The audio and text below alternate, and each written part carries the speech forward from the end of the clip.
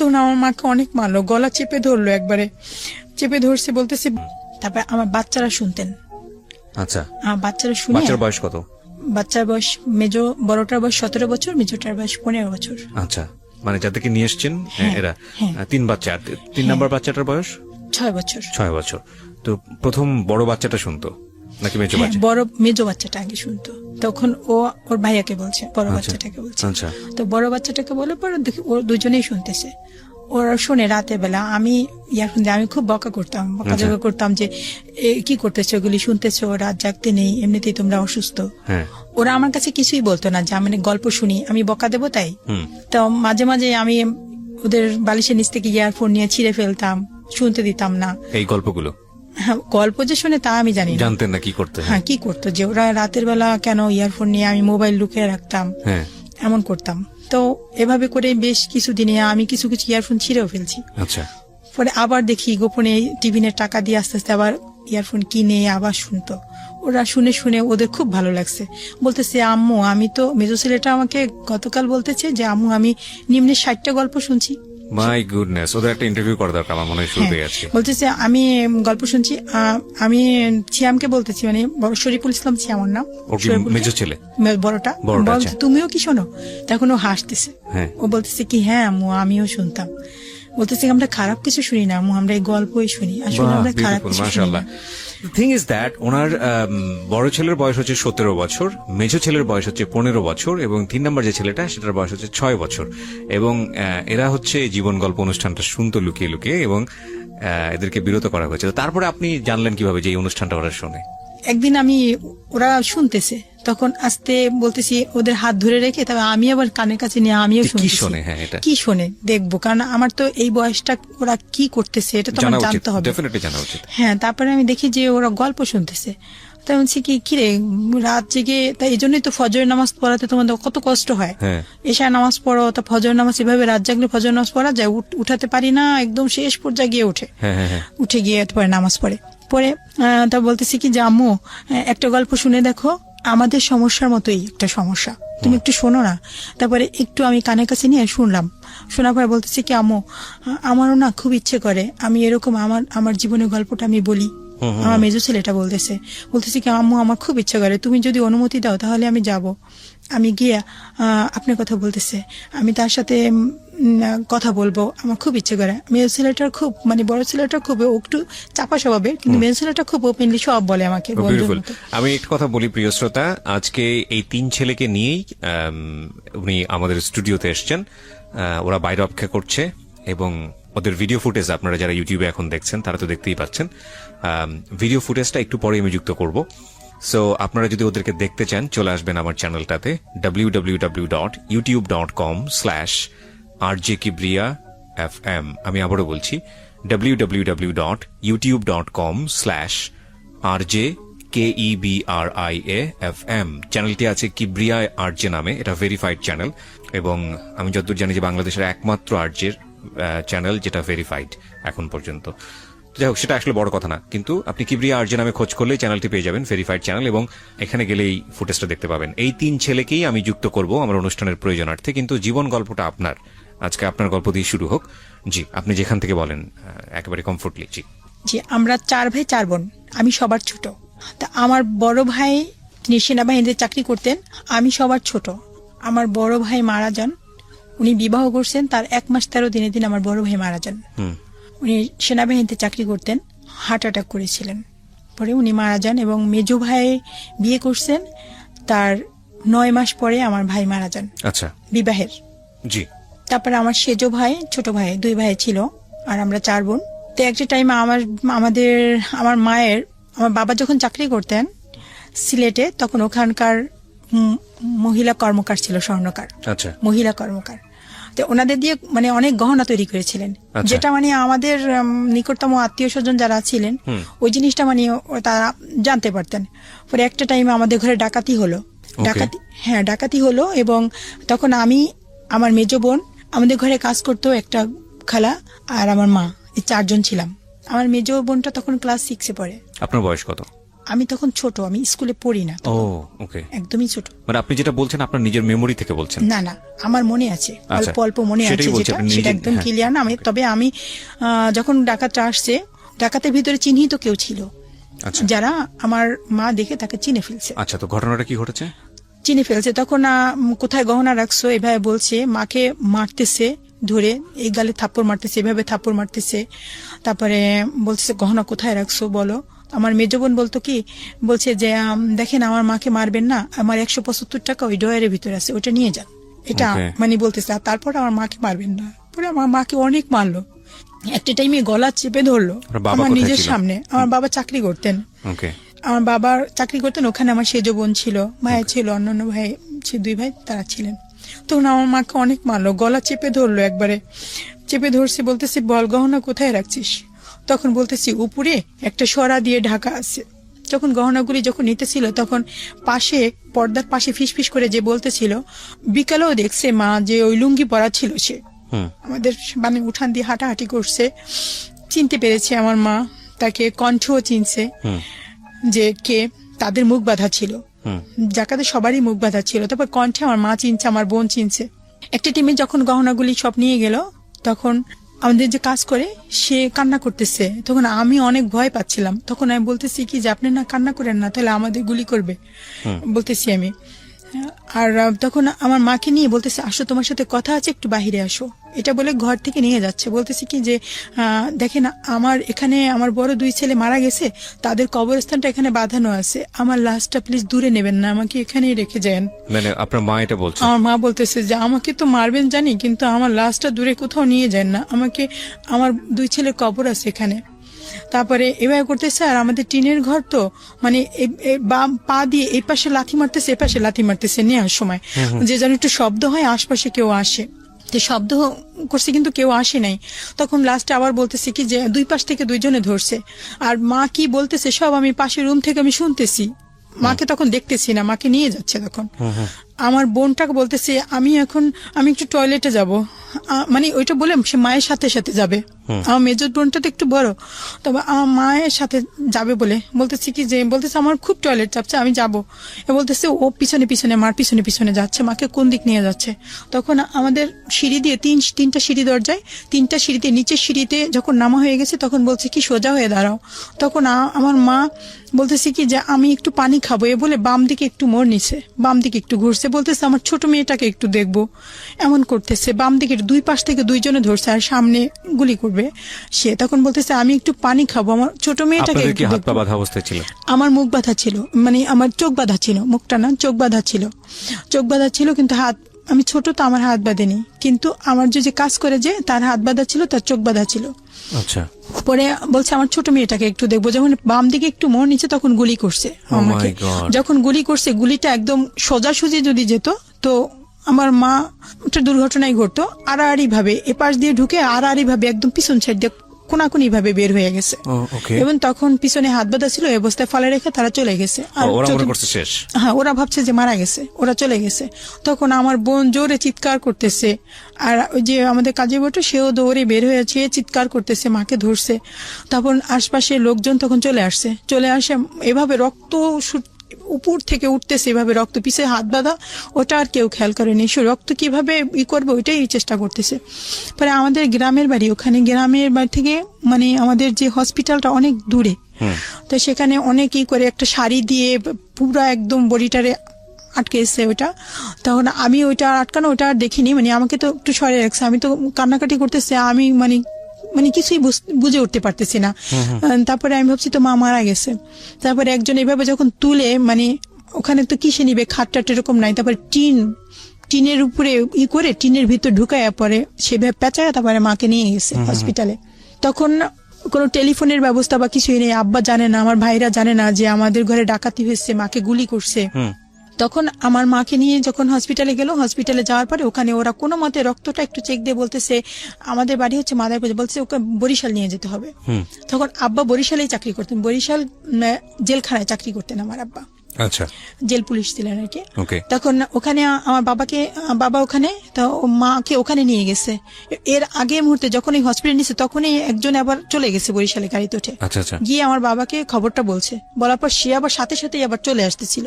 আচ্ছা। তখন আর ফোনের ব্যবস্থা ছিল না, সে এক গাড়িতে আসতেছে আর মাকে নিয়ে অন্য গাড়িতে আবার যাচ্ছে। তখন হসপিটালে নিয়ে যাওয়ার পরে বাবা যখন শুনলো যে আয়শা যা আমার মাকে নিয়ে গেছে, তখন আবার সে চলে গেছে। গিয়ে তাকে ডাক্তার দেখালো, দেখানোর পরে 3 মাস মেডিকেলে ছিল। থাকার পরে তার মা কিছুটা একটু সুস্থ হলো, মানে গুলি করছে, এই সাইডটা একদম পুড়ে গেছে। আর বাম হাতটা শক্তি পেত না, এই হাত দিয়ে মানে এমন ভাবে আটকানো ছিল বাধা, পিছনে একেবারে বামটা একদম অবশ হয়ে গেল, বাম হাত দিয়ে কিছু করতে পারতো না। তো অনেক দিন এইভাবে করে করে পরে টেমে মা সুস্থ হলো। পরবর্তীতে যখন আমার মা জানতেন যে কারা এই ঘটনাটা ঘটেছে, তখন তারাই বাদী হয়ে থানায় মামলা দিছে, যে তাদের শত্রু থাকতে পারে না, বলছে অমক অমক এভাবে নাম করে মামলা দিয়েছে। মামলা দেওয়ার পর তখন আমার মাকে যখন সুস্থ হওয়ার পরে মাকে যখন দাঁড়া করাইছে যে এরা কি আপনাকে গুলি করছে, এরা কি ডাকাতের এখানে ছিল? তারপরে আমার মা বলছে যারা ছিল তারা কেউই ছিল না ওখানে, মানে ওরা নির্দোষ। তখন আমার মা বলছে কি আমার চোখ বাঁধা ছিল আর এরা কেউ ছিল না, আমার মনে পড়ে না, আমি কিছু দেখিনি, এটা বলছে। না বলছে সে, আমার বোন না বলছে। তখন ওদের কিছু হয়নি। পরবর্তীতে আর কি হয়েছে, মানে ওটা মামলাটা করেছিল যারা এই ঘটনাটা ঘটাইছে ওরাই, আমাদের নিজেদের আত্মীয় না। মামলা তো আপনাদের জায়গা থেকে হওয়ার কথা। হ্যাঁ, তো মামলা ওরা কেন করবে? ওরা আমাদের যে রক্তের আত্মীয়। আমাকে বাবা তো এখানে ছিল না। আপনারা যেহেতু চোখে দেখেননি, কিন্তু আপনারা গেস করেছেন যে এই আত্মীয়ের মধ্যে কেউ একজন করেছে, হয়তো নিশ্চিত আপনাদের জায়গা থেকে, কিন্তু আপনারা যেহেতু চোখে দেখেননি, সুতরাং তো আপনারা মনে করছেন যে এরাই নিজেরাই আগ বাড়িয়ে গিয়ে মামলা করেছে যাদের নিজেদেরকে সেভ করার জন্য। ওকে। তারপরে তখন ওদের আর কিছু হলো না। পরে আমার ভাই বাবা এরা বলল যে আমরা এখানে থাকবো না, মানে ওখানে ওই বাড়িতে আর থাকবে না। একটা টাইমে আমরা ওই বাড়ি থেকে আমরা মানে একটু সদরের দিকে, মানে ওটা তো ইউনিয়ন, এখন তো পৌরসভা হয়েছে, আগে একটু উপজেলা ওখানেই ছিল, একটু পূর্বায়ের দিকে। ওখানে আমরা ওই বাড়ি ছেড়ে আমরা এখানে বাড়িতে চলে আসি। নতুন একটা আমার বাবা পেনশনে আসছে, তখন পেনশনের টাকা দিয়ে তখন ওই জায়গা কিনে ওখানে আবার আমরা একটা হিন্দু বাড়ি, ওই জায়গা কিনে ওখানে আমরা ঘরটার করে এখন বর্তমানে যেখানে আসি আর কি। তারপরে ওখানে আসার পরে আমার 3 বোনের, মেজ বোনের বিবাহ হলো। বিয়ের পরে আমার সেজ বোনের বিয়ে হলো, তখন আমি অনার্স ফার্স্ট ইয়ার। তখন আমার সেজ বোনের বিয়ের পরে আমার বড় বর্তমানে যে সেজ ভাই আর কি, সেজ ভাইটাও মারা গেছে। সেজ ভাইয়ের ছেলে গাড়ি অ্যাক্সিডেন্ট, রাস্তার পাশে গাড়ি, আমি কলেজ থেকে আসছি, আসার পরে ও আবার বিস্কিট কিনতে রাস্তায় গেছে, তখন একটা মাইক্রো এসে ওকে জোরে ধাক্কা মারলো, তখন উপরে গিয়ে মাথার একদম 2 ভাগ হয়ে গেছে। তখন আমি ওড়না দিয়ে ওকে মাথাটা এভাবে চাপ দিয়ে ধরে আমি হসপিটালে নিয়ে গেছি। ওকে হসপিটালে নিয়ে গেছি, যখন একটা ভ্যান আছে না, ভ্যানের উপর বসাই আমি দেখছি যে ও মানে চিৎকার বলতেছে যে আয় হায় বলছি, কে মারা গেছে? তা আমি ভাবছি অন্য কেউ হবে, আমার ভাইয়ের ছেলে, আমি বুঝতে পারিনি। আমি যখন লোকের ভিড়ে যখন দেখি যে আমার ভাইয়ের ছেলে, আমি সৈকত বলে জোরে চিৎকার মেরে ওকে তখন আমি বুকে জড়াই ধরে তখন আমার ওড়না দিয়ে চেপে ধরছি, আর মাথাটা চেপে ধরে আমি যখন হসপিটালে নিয়ে যাচ্ছি, তখন যাওয়ার পথে আমার কোলের ভিতরেও মারা গেছে। তখন ওর চোখের পাতাটা টিপটিপ করতেছিল, আর তখন টিপটিপ করতেছে, ওই সময় আমি শুধু বলতেছি আল্লাহ আল্লাহ বলতেছি, আর ওকে বলতেছি বাবা তোমার কিচ্ছু হবে না, কিচ্ছু হবে না, এমন করতেছি। তখন ও আমার কোলের ভিতর পায়খানা করে দিছে, কান দিয়ে নাক দিয়ে রক্ত বের হয়ে গেছে, ওই সময় ও মারা গেছে, কিন্তু আমি এটা বুঝতে পারিনি। তখন হসপিটালে নিয়ে যাই, তখন হসপিটালে ডাক্তার ওকে দেখে বলে যে ও মারা গেছে। তখন ওই ইমার্জেন্সিতে বসা ছিল আমার বাচ্চার বাবা, উনি ইমার্জেন্সিতে ছিলেন ওই হসপিটালে। পরিচিত, আমি তাকে চিনি না, আমি জানিও না, পরে শুনছি আর কি। উনি ইমার্জেন্সিতে ছিলেন, তখন আমি তো সবসময় হিজাব পরে একদম করে চলাফেরা করতাম, তখন ওই সময় আমাকে দেখছেন উনি। দেখার পরে তারপরে ওনার ওখানেও তো একটা ক্লিনিক ছিল, মানে ডায়াগনস্টিক সেন্টার, ওই হসপিটালের সামনে। উনি আবার ইমার্জেন্সিতেই বসা ছিল। পরবর্তীতে যখন আমার ভাইয়ের ছেলেটা মারা গেল, তো আমি কলেজে ওই হসপিটালের সামনে দিয়ে রাস্তা, ওখান দিয়ে যাওয়া আসা করতাম। তো ওনার ভালো লাগছে, আরো 1 বছর পরে আমাকে বিয়ের অফার দিছে। এবং ওনার এক ফ্রেন্ড, সে আমার ভাইয়ের একটা দোকান আছে ওখানে বাজারের ভিতরে, তখন দোকানে গিয়ে সে নিজে এবং তার ফ্রেন্ড দুজনেই একসাথে গিয়ে ওখানে গিয়ে বলতেছে যে আপনার ছোট বোনটাকে আমার অনেক পছন্দ হয়েছে, আমি তাকে বিবাহ করতে চাই, আমি কোনো মানে থার্ড পার্সন করে দরকার নেই, আমি সরাসরি এসেছি, হ্যাঁ। আমি বিবাহ করতে চাই। তখন আমার ভাই ভাবছে হয়তো যে আমি হয়তো চিনি বা আমার পরিচিত এরকম কিছু, বা আমার সাথে কোনো রিলেশন আছে কিনা তার সাথে, এরকম ভাবছে। তা সে ভাবির কাছে এসে বলছে, তো ভাবি আমি পরের দিন কলেজে যাব, ভাবি বলতেছে যে হসপিটালের সামনে এক্স রে করে কি, তুই কি জানিস? তাই আমি বলছি কি না তো। তা বলে আমি কি, কেন এই কথা বলতেছেন কেন? তোর ভাইয়ের কাছে বিয়ের প্রস্তাব দিচ্ছে তোর। তখন আমি চিন্তা করলাম কে এমন যে বিয়ের প্রস্তাব দিল। তখন আমার ভিতরে একটু তার জানতে ইচ্ছা করলো যে কে আসলে বিয়ের প্রস্তাব দিল। পরে আমি কলেজে গিয়ে আমার বান্ধবী সোহাগী বান্ধবীকে বলতেছি যে এই কলেজে এই হসপিটালের সামনে এক্স রে করে কি, তুই কি জানিস? তো বলছে কেন? আমি কি জানিস, ও এনা আমাকে বিয়ের প্রস্তাব দিছে আমাদের বাসায় ভাইয়ের কাছে। তখন ও খুব হাসতেছে শুনে, বলতেছে কি তুই রাজি হয়ে যা। আমি কি কেন, আমি তো তাকে চিনি না জানি না, আমি রাজি হয়ে যাব। তো বলতেছে কি সে অনেক ভালো, নামাজ পড়ে 5 ওয়াক্ত, আমাদের তো হসপিটালের পাশে বাসা, আমি জানি সে খুব ভালো মানুষ, নামাজ পড়ে খুব ভালো। তা আমি বলছি যে, তারপরে এটা বলছে, বলার পরে কিছুদিন যাওয়ার পরে তখন আমার ভাইয়ের ভিডিও হয়ে আমাদের বাড়িতে চলে গেছে। আচ্ছা, গিয়ে বলতেছে, তারপরে আমার বাড়িতে যাওয়ার পরে আমার মেজো বোন তখন ছিল, মেজো বোন বলছে যে ও তো আমাদের সবার ছোট, তা আমরা চাচ্ছি যে ও আরো পড়াশোনাটা শেষ করুক, তারপরে আমরা ওকে বিয়ে দেব, এত তাড়াতাড়ি ওকে আমরা বিয়ে দেব না, এটা বলছে আমার মেজো বোন। তখন আমার মেজো বোন চাচ্ছিল যে ভালো সরকারি চাকরি করে বা কোনো ভালো ইসের সাথে মানে বিয়ে হবে, এরকম কিছু, যে সে ওখানে ক্লিনিক কি না কি, মানে এর পছন্দ হয়নি আর কি। সে বলছে যে না, আমরা এখন আত্মীয় করবো না, ও পড়াশোনা শেষ করুক, ও আমাদের সবার ছোট, ও পড়াশোনাও অনেক ভালো, এই জন্য ওকে এখন বিয়ে দেবো না আমরা। তখন কিসে পড়ছিলেন? আমি অনার্স সেকেন্ড ইয়ারে পড়ছিলাম। হ্যাঁ, তারপর তখন উনি করলো কি, ওই হসপিটাল প্লাস আমার কলেজটা একটু কাছাকাছি আর কি। তো কলেজের যে টিচাররা তার সাথে মানে সন্ধ্যার পরে ক্যারাম বোর্ড খেলতো, বেশ পরিচয় ছিল তার। তো এক টিচারের কাছে, আমাদের ডিপার্টমেন্টের এক টিচার আর ভূগোল ডিপার্টমেন্টের এক টিচার ছিল, ওনার সাথে মানে বলতেছি কি যে আপনাদের এই রাষ্ট্রবিজ্ঞান ডিপার্টমেন্টের এই নামে আমার অনেক পছন্দ, আমি তাকে বিবাহ করতে চাই। এবার বাড়িতে প্রস্তাব দেওয়া হয়েছে, কিন্তু তারা মানে দেবে না বলে এভাবে বলে দিছে, ওরা দেবে না বলেই, কিন্তু আমাকে একটু হেল্প করেন, আমাকে অনেক পছন্দ, ওকে আমি বিয়ে করব। কারণ ও সবসময় হেজাব পরে যায়, এখান দিয়ে কখনো একটু দোকানের দিকে কোনো দিকে তাকায় না, মাথা নিচু করে চলে যায়, আবার নিচু করে আসে, এটা আমার অনেক ভালো লাগছে, আমার ফ্যামিলিতে এটা খুব পছন্দ, আমার ফ্যামিলি তো ইসলামিক ফ্যামিলি, কিন্তু আমাকে অনেক ভালো লাগছে। এটা বলার পরে তখন আমি আমাদের রাষ্ট্রবিজ্ঞান ডিপার্টমেন্টে আমি বসা, তো আমার স্যার আমাকে ডাক দিচ্ছে, একটু আসো তো এদিকে, গেটে গিয়ে। তো আমি আসছি, তারপরে বলতেছি কি আসো এদিকে, আমাকে নিয়ে যাচ্ছে, সিঁড়ি দিয়ে নিচে যখন নামবে তখন দেখি যে নিচে দাঁড়ানো। তখন আমি ওটা দেখে আমি বলতেছি কি স্যার আপনি আমাকে কি জন্য ডাকতেছেন? বলতেছি কি যে আমার ফ্রেন্ড তোমার সাথে একটু কথা বলবে। তখন আমি বুঝতে পারছি যে কোন বিষয়ে কথা বলতে চাচ্ছে। তখন স্যার ওখানে আর কি ওই ব্যাচেলার টিচাররা যে রুমগুলো থাকে না, 3-4 জন টিচার মিলে এরকম কলেজের ভিতরে আমাদের ছিল এরকম। তো আমি ওখান থেকে পিছনে ফিরে আসছি, পিছনে ফিরে এখন চিন্তা করতেছি, আমি একটু আগের থেকে একটু কেয়ারফুল ছিলাম যে একা একা কারোর সাথে কথা বলবো বা কিছু, মানে খুব নিজে খুবই সংযত ভাবে চলার চেষ্টা করতাম। পরে আমার এক বান্ধবীকে সাথে করে নিয়ে গেলাম, যে স্যার আমাকে ডাকছে চল তো একটু। তখন আমি একা যাইনি, আমার বান্ধবীকে সাথে করে নিয়ে গেছি, তো ও গেছে। তারপরে আমি বলছি স্যার কি বলবেন? তো বলতেছি কি যে এ তো তোমাকে পছন্দ করে, তোমার কি মত?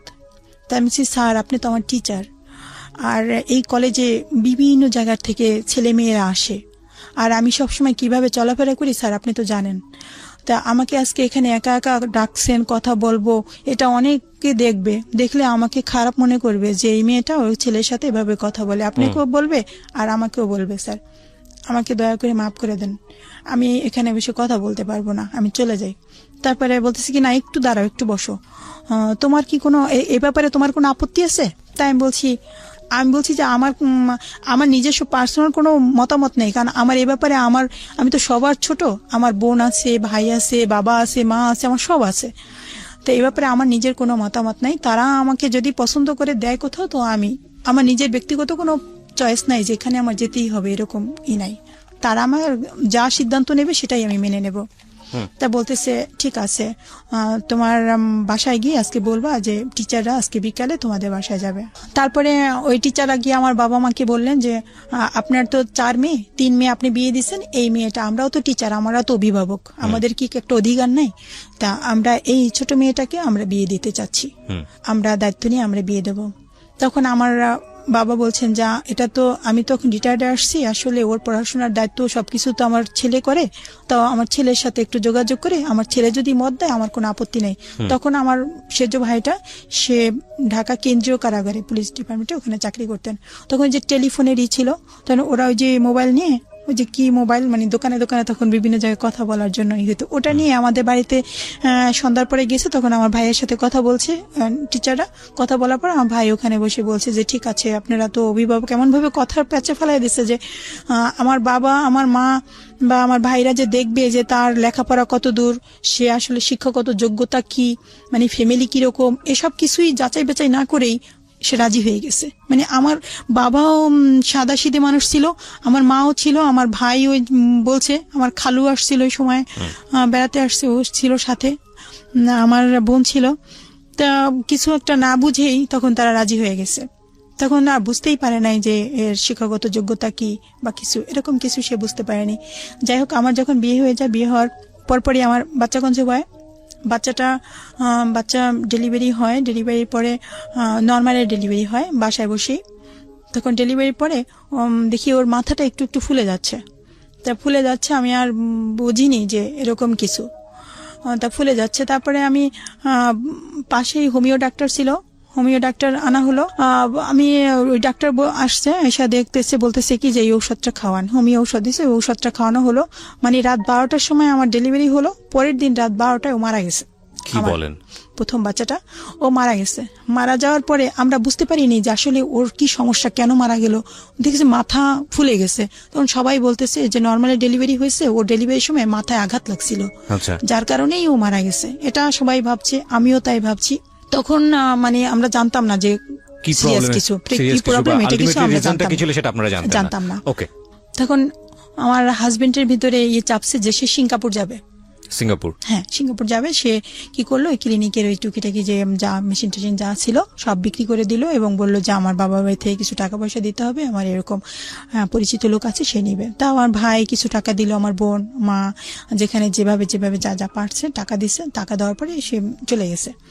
চলে যাওয়ার পরে এদিকে আমার পড়াশোনা চলছে, তার ভিতরে চলছে। তারপরে সে সিঙ্গাপুর যাওয়ার পরে সে 18 মাস ছিল। এই 18 মাসে আমার পড়াশোনা অনার্স কমপ্লিট হয়ে গেছে আমার।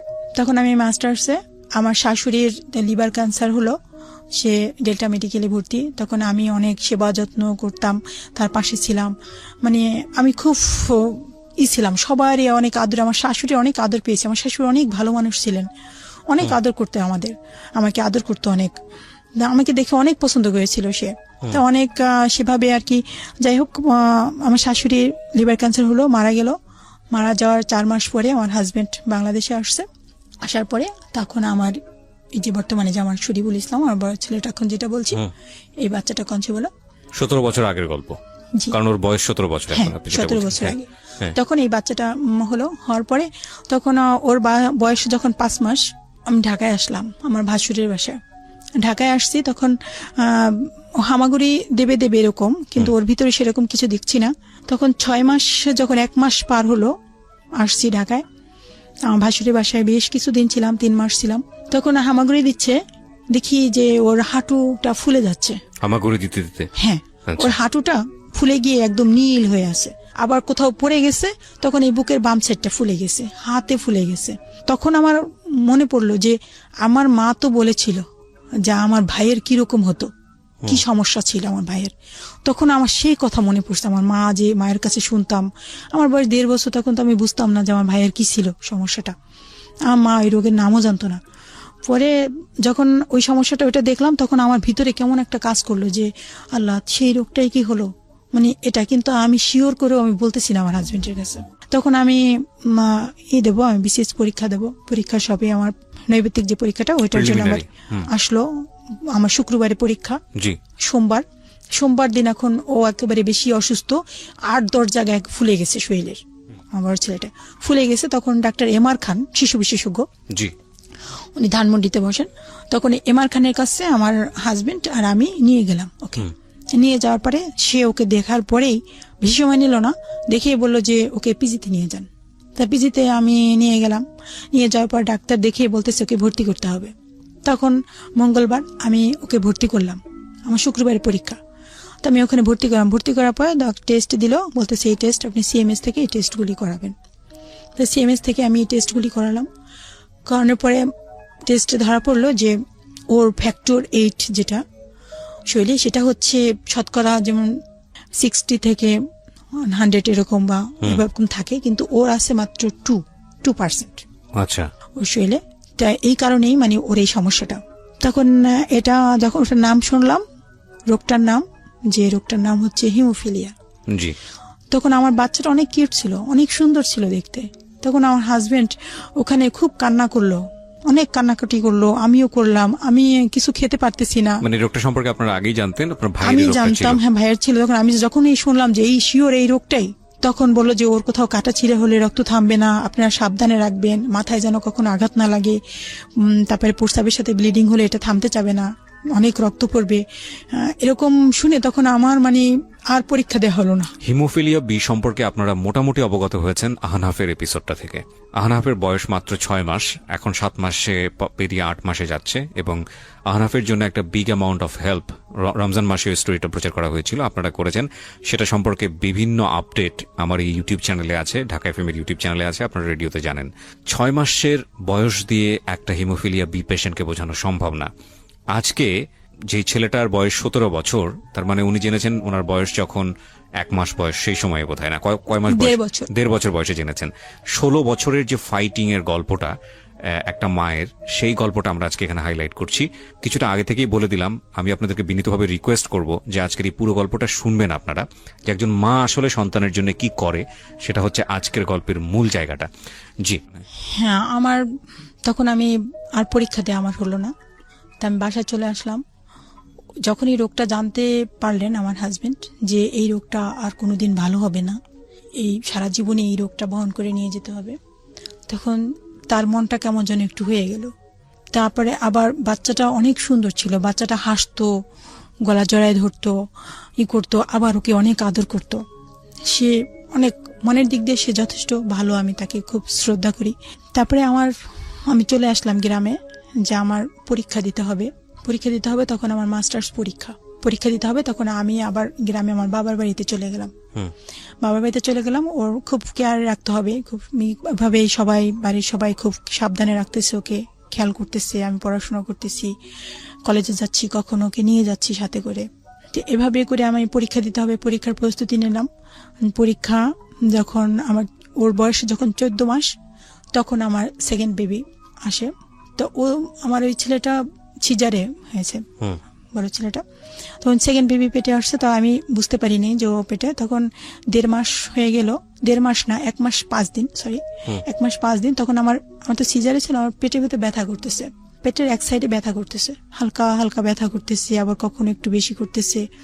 তখন আমি বুঝতেছি না যে কেন ব্যথাটা। ভাবলাম যে সিজারে হলো, তা আমি কলেজে যাই, একটু পরিশ্রম করি, হাঁটাহাঁটি করি, এই জন্য হয়তো কোনো সেলাইতে কোনো সমস্যা হয়েছে। তখন আমি ওখানে মাদারীপুর সদর হসপিটাল ওখানে চলে গেলাম। ওখানে গিয়ে আমি দেখলাম আমার পেটে কি হয়েছে, আমার পেটের ভিতরে ব্যথা করতেছে, তো সেলাইতে কোনো সমস্যা হলো কিনা। তখন বলতেছে তাহলে একটা আল্ট্রাসোনোগ্রাম করে দেখে বলতেছে আপনার তো কনসেপ্ট হয়েছে, বাচ্চা কনসেপ্ট হয়েছে, এটা বলতেছে তারা।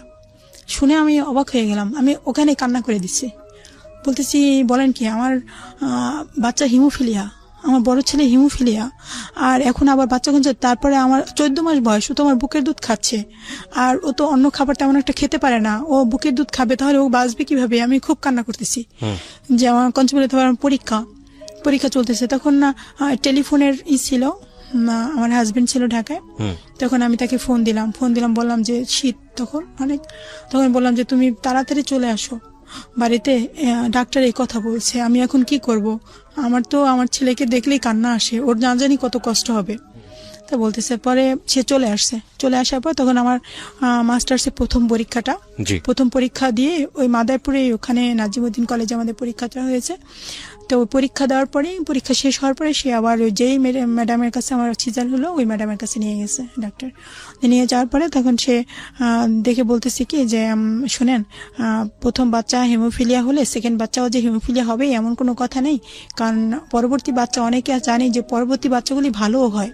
যেহেতু আপনি প্রথম বাচ্চাটা অসুস্থ, আল্লাহ হয়তো এই বাচ্চাটা আপনাকে সুস্থ বাচ্চাও দিতে পারে, আপনি বাচ্চাটা ফালায়েন না। যেহেতু আপনার কয়দিন আগে সিজার গেল, তা আপনি বাচ্চাটা রেখেই দেন। কে বলেছে এটা ডাক্তার বলছেন। আচ্ছা, বাচ্চাটা রেখে দেন। এখন একটা করলে আপনি হয়তো সেলাইতেও সমস্যা হতে পারে বা আপনার অন্য কোনো সমস্যা হতে পারে, আপনি বাচ্চাটা রেখে দেন, ফালায়েন না। তো বলছে পর তারপরে আমরা রেখে দিলাম। পরবর্তী ওই বাচ্চাটা যখন হলো, ওটাও সিজারে হলো। হওয়ার পরে ওর আব্বু আবার ঢাকায় চাকরি বলতে আমার ভাসুরের একটা রেস্টুরেন্ট ছিল ধানমন্ডিতে, তো এখানে আর কি দেখাশোনার কাজ করতেন। আচ্ছা, তো আপনি তখন গ্রামের বাড়িতে থাকতেন, শ্বশুর বাড়ি কোথায় ছিল? বাবার বাড়িতে থাকতেন। আমার শ্বশুর বাড়িটা একদমই গ্রামের দিকে, সেখানে আশেপাশে কোনো ডাক্তার পাওয়া যায় না। তা আমি পড়াশোনা যেহেতু চলতেছে, তখন আমার বাবার বাড়িতেই ছিলাম। যেটা বলে, হ্যাঁ, অজপাড়াগা। আর আমার শ্বশুর বাবার বাড়িটা হলো টুপুর পাড়ে, আর হচ্ছে কলেজটাও কাছে, কলেজে যেখানে পড়াশোনা করতাম। সেকেন্ড বেবিটা তখন হওয়ার পরে আমি, ওর বয়স যখন 6 মাস, ও হামাগুড়ি দিচ্ছে। একটা টাইমে দেখে কি ওর বুকের ভিতরে মানে একদম শক্ত এরকম একটা দেখে আমার সারা শরীরের ভিতরে এমন একটা, এই যে আমি তখন দেখেই বুঝতে পারছি মানে সেকেন্ড বেবিটাও হ্যাঁ হিমোফিলিয়া এই সমস্যা, আমি দেখেই বুঝতে পারছি। কিন্তু আমি কিভাবে যে ওর আব্বুকে বলবো, যে অনেক ছোটবেলা অনেক সুন্দর লাগতো দেখতে, আমি যে কিভাবে তাকে বলবো আমি চিন্তাই করতে মানে রাতে ঘুম আসতো না, সারাক্ষণ যখনই মনে পড়তো একা একা খুব কান্নাকাটি করতাম। আমাদের ফ্যামিলি সবাই জানতো যে ওর এই সমস্যা, তখন বুঝে ফেলছে আমার ভাই ভাবি মা বাবা সবাই বুঝতে পারছে যে ওর এই সমস্যাটা। তখন আমি সবার ছোট, আমি অনেক আদরের ছিলাম, তারা আমার কষ্টে তারাও খুব মানে হয়ে গেল, আমার মা তো একদম হয়ে গেল। পরে আমার ওই বাচ্চাটা অসুস্থ, ওর আব্বু আসছে কিন্তু আসার পরে আমি না বলিনি তাকে প্রথমেই, কিভাবে তাকে বলবো, আমি সেই চিন্তাই করতেছি, আমি কিভাবে বলবো তাকে, আমি বাচ্চাটার জন্য তো কষ্ট পাচ্ছি, তারপরে আবার তাকে কিভাবে বলবো, তখন সেই ব্যাপারটা কিভাবে নেবে, আমি এই চিন্তা করতে করতে আমি হয়রান। তখন মোবাইল হাতে মানুষের ছিল না। আপনি নিজে থেকে গিল্টি ফিল করতেছিলেন, মানে নিজেকে দোষী মনে হচ্ছে? না, মানে দোষী মনে হয় কি আমার জন্যই, তার মানে এরকম কত কি মনে পড়ে। আপনার ফ্যামিলিতে আছে এটা, যেহেতু এটা ইনহেরিটেড এবং জেনেটিক্যাল ফ্যামিলিগত রোগ, যেহেতু আপনার ফ্যামিলিতে আছে সে কারণে আপনার বাচ্চাদের হয়েছে। তো প্রথম বাচ্চার হয়েছে, সেটা তো বাবা মন খারাপ করেছে। দ্বিতীয় বাচ্চাটাতে না হওয়ার কথা ছিল, যেহেতু আপনার ফ্যামিলিতে এরকম যে একটার হয়েছে আরেকটার হয়নি, এরকম ঘটনা আছে। তো সেহেতু আপনি ওই জায়গাটা থেকে মনে করেছিলেন দ্বিতীয় বেবিটা ঠিক আছে থাক, ডাক্তারও সাজেশন দিয়েছিল। দ্বিতীয় বেবিটাও যখন হিমোফিলিয়া বিতে আক্রান্ত হলো, তখন আপনার বলতে খুব লাগছিল, যে আড়ষ্টতায় থাকছিলেন, যে আমি আসলে কিভাবে তাকে বলবো, কারণ দুটোই তো আসলে আমার ফ্যামিলি থেকে এসছে, ওর ফ্যামিলিতে কারো হিমোফিলিয়া বি ছিল না। It's very important point. Okay, তারপরে আমি মানে সে আসছে, একদিন পার হয়ে গেল, আমি ওকে কখনো গায়ের থেকে গেঞ্জি টেঞ্জি জামাটা খুলতাম না, যে গায়ে বুকে আছে, হাতে এভাবে হাত ধরতাম, হাতের ওখানে ফুলে আছে, আর কোথাও নেই, পায়ে টায় নেই, 2 জায়গায় আছে। তখন আমি ঈদ, আমার শ্বশুরবাড়িতে নিয়ে যাবে আমাকে, ঈদের সময় সবাই আসবে শ্বশুরবাড়িতে, তখন আমাকে নিয়ে যাবে। তখন আমি চিন্তা করতেছি আমি কিভাবে তাকে বলবো। তো আমার জন্য তখন ওই নোকিয়া মোবাইলগুলি তখন আমার জন্য কিনে নিয়ে গেছে, যে বাচ্চা অসুস্থ কখন কি হয় আমাকে যেন একটু ফোন দিয়ে জানাতে পারে, বা আমি যাতে খোঁজখবর নিতে পারি ঢাকা থেকে। তখন ওই ফোনটা আমার জন্য কিনে নিয়ে গেছে। আমি ফোন পেয়ে খুব খুশি, তখন নতুন ফোন পেয়ে অনেক খুশি। পরে আমি ফোনটা যখন আমার হাতে দেয় বের করে, তখন আমি বলি কি যে তুমি আমাকে অনেক ভালোবাসো, কারণ তুমি সামান্য কটা বেতন পাও, তারপরে তুমি আমার জন্য ফোন কিনে নিয়ে আসছো। আচ্ছা, এমনও তো হতে পারে যদি আমার এই সেকেন্ড বাচ্চাটাও যদি হিমোফিলিয়া হয়, তাহলে তুমি কি চিন্তা করবা, তোমার খারাপ লাগবে না? তখন এইভাবে বলতেছি কি যে তখন সে ভাবছে যে তো হবেই না, এরকম একটা চিন্তা করছে। তো বলতেছি কি হলে হবে, করার কিছু নাই, আল্লাহ যদি দেয় তো কি করবো আর, এটা বলছে। মানে সে আর কি কিছুটা মূল্য করে নেই, ওটা ভাবছে যে হবেই না এরকম কিছু। তখন আমি বলছি যে আমি একটা তোমাকে কথা বলবো, তুমি আমার সাথে রাগ করবা না তো, বা আমাকে কষ্ট দেবা না তো? সে তখন মানে হয়ে গেছে, বলছি কি বলবো আমাকে, যে আমি তোমাকে কষ্ট দেবো বা কি এমন কথা? তাই আমি বলছি কি জানো, আমার এই বেবিটারও না হিমোফিলিয়া। তখন সে দাঁড়ানো ছিল খাটের পাশে, দাঁড়ানো থেকে বসার থেকে একদম শুয়ে পড়ছে বিছানার উপরে, শুয়ে মানে চোখটা বন্ধ করে কিছুক্ষণ শুয়ে থাকলো। মানে শুনে তখন তার অনেক খারাপ লাগলো যে কিছুক্ষণ শুয়ে পড়লো, শুয়ে কিছুক্ষণ চোখ বন্ধ করে থাকলো। তখন আমিও কিছুই বলতেছি না, শুধু তাকে দেখতেছি, তার দিক তাকে বলতেছি, যে ভাবতেছি আমার ভিতরে ভয় কাজ করতেছে যে না জানি কি বলে, না জানি কি বলে। তখন সে উঠে কিছু সময় কান্না করলো। তার কান্না দেখে আমিও খুব কান্না করলাম যে এটা তো আমি বাহক, এই রোগের বহনকারী তো আমি, তার ফ্যামিলি থেকে তো এটা আসেনি। তখন আমি অনেক কান্না করলাম। তখন আবার সে কান্না থামে আমাকে সান্ত্বনা দিচ্ছে যে থাক, তুমি কান্না করো না, আল্লাহ ভরসা, আল্লাহ আমাদের দিচ্ছে, আল্লাহ সাহায্য করবে আমাদের। এটা সে একটু রাগী টাইপের, আমাকে যখন বুঝায়, সান্ত্বনা দেয়, ভালোবাসে, অনেক বাসে। যখন একটু সামান্য একটু রাগ করে তখন মনে হয় যে কি একটা দুর্ঘটনা ঘটে যাবে, অনেক রাগ, যা পাবে হাতের কাছে ভাঙচুর করে একদম, মানে অনেক রাগ তার। আবার অনেক ভালোবাসে, যে আরে রাগ করছি বা কিছু, সে আমার সাথে রাগ করলে কখনোই আমি প্রতিবাদ করতাম না। যখন রাগ করতাম আস্তে সামনের থেকে চলে যেতাম, গিয়ে হয়তো রান্নাঘরে বা বারান্দায় কোথাও গিয়ে চুপ করে দাঁড়িয়ে থাকতাম। আমার সামনে থাকলে হয়তো একটু বেশি রাগ করবে, তাই একটু সামনে থেকে সরে গেলে হয়তো রাগটা কমবে, তাই আমি সরে যেতাম। কখনোই তার প্রতি উত্তর করতাম না, রাগ করতাম না, কিছুই করতাম না। তো একটা টাইমে যখন এই সমস্যাটা, তখন আমি শ্বশুরবাড়িতে গিয়ে থাকবো, আমার পড়াশোনা শেষ, মাস্টার্স কমপ্লিট হয়েছে, এখন আমি শ্বশুরবাড়িতে থাকবো। কিন্তু সেখানে তো আমার বাচ্চা 2 ছেলের এই সমস্যা, আমি হসপিটালে যাব কিভাবে, ডাক্তার পাবো কোথায়, ইনজেকশন কিভাবে দেব, বা ইনজেকশন এই ঢাকার থেকে সেই ইনজেকশন গাড়িতে পাঠিয়ে দিত।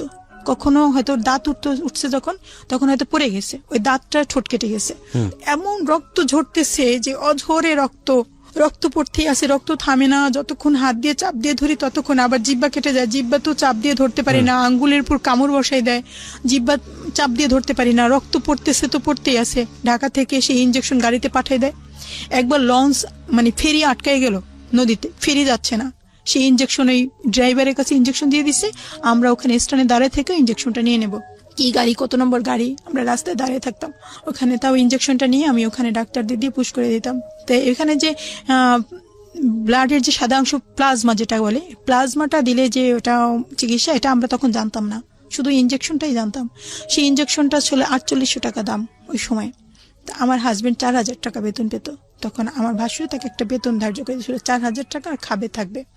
কিন্তু ওই আমার ভাসুরে কিছু দিত, এ দিত, ও দিত, এইভাবে করে কোনো মতে ইনজেকশন ম্যানেজ করে তারপরে সে পাঠিয়ে দিত। সংসারের বাকি বিষয় তো বাদই দিলাম, 4000 টাকা হচ্ছে বেতন, 4800 টাকা হচ্ছে একটা ইনজেকশনের দাম, দুটো বাচ্চার হিমোফিলিয়া বি। কটা ইনজেকশন লাগতো মাসে? সেটা মানে একবার তো, মানে আমার মেজর ছেলেটা, ও যখন, এটা কি কোনো ফিক্সড কোনো কিছু আছে যে এই কয়টাই লাগে ইনজেকশন, নাকি শুধুমাত্র সিচুয়েশন যখন খারাপ হয় তখন দিতে হয়? হ্যাঁ, যখন খারাপ হবে তখনই, মানে এটা একটু স্টকে রাখতে হয়, মানে যে কোনো সময় এটা রাখতে হয়? এটা একদম সব সময় একটা ফ্রিজে একটা ইনজেকশন রেখেই দিতে হয়, যে কখন কি দুর্ঘটনা ঘটে এই জন্য। তখন ওর থেকে টাকা নিয়ে তারপরে ইনজেকশন, তাও ইনজেকশন সচরাচর পাওয়া যেত না। এই লাস্ট ফর্মা, এখানে ওইখানে, এই হসপিটালে ওই হসপিটাল, মানে পিজি হসপিটালের সামনে যে ওই যে ঔষধের দোকানগুলি, ওখানে ধানমন্ডিতে বিভিন্ন জায়গায় খোঁজ করতে, পাওয়া যেত না, খুঁজে তারপরে যদি পাইতো তো ওইটা পাঠিয়ে দিত। তো হ্যাঁ, ইনজেকশনটা পাঠিয়ে দেওয়ার পরে ওই ইনজেকশন আমি পুশ করতাম। একবার ও হাঁটতেছে উঠান দিয়ে, তখন মুরগির বাচ্চা নিয়ে হাঁটতেছে, মুরগি তো ও তো আর বোঝে না যে মুরগির বাচ্চা ধরলে কি হবে। তো মুরগির বাচ্চাটা ধরতে গিয়ে তখন ও ধরতে গেছে, তখন মুরগিতে এসে ওর গায়ে ছোবল মারছে। পরে ও হা করে চিৎকার করছে, ওর দাঁতের পাশে এসে মুরগিতে একটা ঠোকর মারছে। পরে ওই দাঁতটা নড়ে গেছে। তখন ওর বয়স 1 বছর, 1 বছর দাঁতটা নড়ে গেছে। তখন ওই ইনজেকশন দেওয়ার পরে রক্ত থামছে, কিন্তু আবার জিব্বা দিয়ে তখন দাঁতটা আবার কি করতেছে, তখন ওখান দিয়ে আবার ব্লিডিং শুরু হয়েছে, আবার রক্ত পড়া শুরু হলো, আবার সেই ইনজেকশন দিতে হলো দ্বিতীয়বারে। তো 4800 টাকা একটা ইনজেকশন, তারপরে আর একটা ইনজেকশন। তখন কি করব? তখন আমার মা দিয়েছে, মানে বোন দিয়েছে, মানে এমন করে টাকা ম্যানেজ করে আবার আর একটা ইনজেকশন দিলাম। এমন করে তারপরে 7ম দিনে আবার ব্লিডিং শুরু, আবার রক্ত পড়া শুরু হলো ওই দাঁত দিয়ে। ওইটার দাঁতটা হতে না হতেই, মানে ছোট মানুষ, ও জিব্বা দিয়ে নাড়া দিছে, আবার রক্ত পড়া শুরু হয়ে গেছে। তখন একটা পর্যায়ে কি করব, মানে ওর স্বাস্থ্য অনেক ভালো ছিল, আর ওর ভেইনও পাওয়া যেত না, ইনজেকশনটা পুশ করতে অনেক কষ্ট হতো ওর। তখন ওকে ঢাকায় নিয়ে আসলাম। ঢাকায় নিয়ে এসে ওকে পিজি থেকে আবার টেস্ট করলাম। ওই টেস্ট করে ওই টেস্ট দিল, ওই টেস্ট করা হলো যে ওর পার্সেন্ট কত আছে, 1.7 ছিল ওর, আমার ওই বাচ্চার থেকেও কম। তো টেস্ট করার পরে তখন ওই ইনজেকশন দিল, মানে ইনজেকশন দেওয়ার পর তৃতীয় ইনজেকশনটা ইনজেকশনটা দেওয়ার পরে তারপরে কিছুদিন মানে খুব সতর্কতার সাথে আস্তে আস্তে ওই জায়গাটা শুকিয়ে গেল, ঔষধ খেলো, তারপরে ভালো হলো। পরে সিদ্ধান্ত নিলে যে ওই সময় আমি কিছু জমি আমার বাবা, এর আগে আমার বাবা মারা গেছেন, তার 3 মাস আগে বাবা মারা গেছেন ওই সমস্যার আগে। তখন আমার ভাই মা তারপরে সবাই বলছে যে তোমার শ্বশুরবাড়ি তো একদম গ্রামের দিকে অজপাড়া গায়ে, তো এখানে কিছু জায়গা দিয়ে এখানে একটু ঘর তোলো, এখানেই থাকো, আমাদের এখানেই থাকো। পরে আমাদের বাবার বাড়িতেই মানে একটু জায়গা দিছে যে ঘর তোলার জন্য। তখন ওখানে আমার বাবার যে কিছু জমি, ওই জমিটা আবার বিক্রি করতে বললো, আমি যে একটা অংশ পাবো ওখানে ধানের জমিটা, ওই জমিটা বিক্রি করে ওখানে আর কি একটা ঘর তুললাম। তো ঘর তুলে ওখানেই আমি ছিলাম। এর মাঝে আবার আমার সেজ বোনের যে হিমোফিলিয়া পেশেন্ট ছিল, তার সেজ বোনের ছেলের এক ছেলে হিমোফিলিয়া, কিন্তু তার হাজবেন্ড স্বাভাবিকভাবে জিনিসটা মেনে নেয়নি। আমার ছেলের এরকম সমস্যা হচ্ছে, আমার দ্বিতীয় ছেলেরও এরকম সমস্যা, প্রথম ছেলের সমস্যা। তখন সে ভাবছে যে আমার ছেলের সমস্যা, আমি আবার বেবি নিলে আবার ওই ছেলেরও এই সমস্যা হবে। এটা চিন্তা করে সে বিবাহ করলো গোপনে, সে কারো কাছেই বলেনি। বিবাহ করলো, বিবাহ করে তারপরে আমার বোনকে ডিভোর্স লেটার পাঠিয়ে দিল। আমার সেজ বোনকে ডিভোর্স লেটার পাঠানোর পরে আমার সেজ বোনটা করলো কি, ওই ডিভোর্স লেটার পাঠানোর পরেই ও ওর বাচ্চা সহ ও শ্বশুর বাড়ি থেকে চলে আসছে সরাসরি আমার বাসায়, আমার কাছে আসছে। এসে বাচ্চাকে সাথে করে নিয়ে, হ্যাঁ বাচ্চাটাকে সাথে করে আমার বাসায় চলে এসে খুব কান্নাকাটি করতেছে। আমার মেজ বোন আসছে, বড় বোন সব আমার বাসায় আসছে।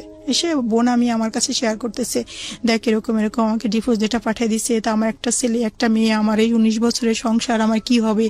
এসে মানে খুব কান্নাকাটি করতেছে। তখন আমারও খুব খারাপ লাগতেছে, আমার বোনদেরও খুব খারাপ লাগতেছে। আমার বোন বলতেছে যে এভাবে তো ওকে ছেড়ে দেওয়া যায় না, তো অন্যত্র বিবাহ করছে করুক, কিন্তু ওকে ডিভোর্স দেবে কেন? মানুষের 2টা বউ থাকতেই পারে।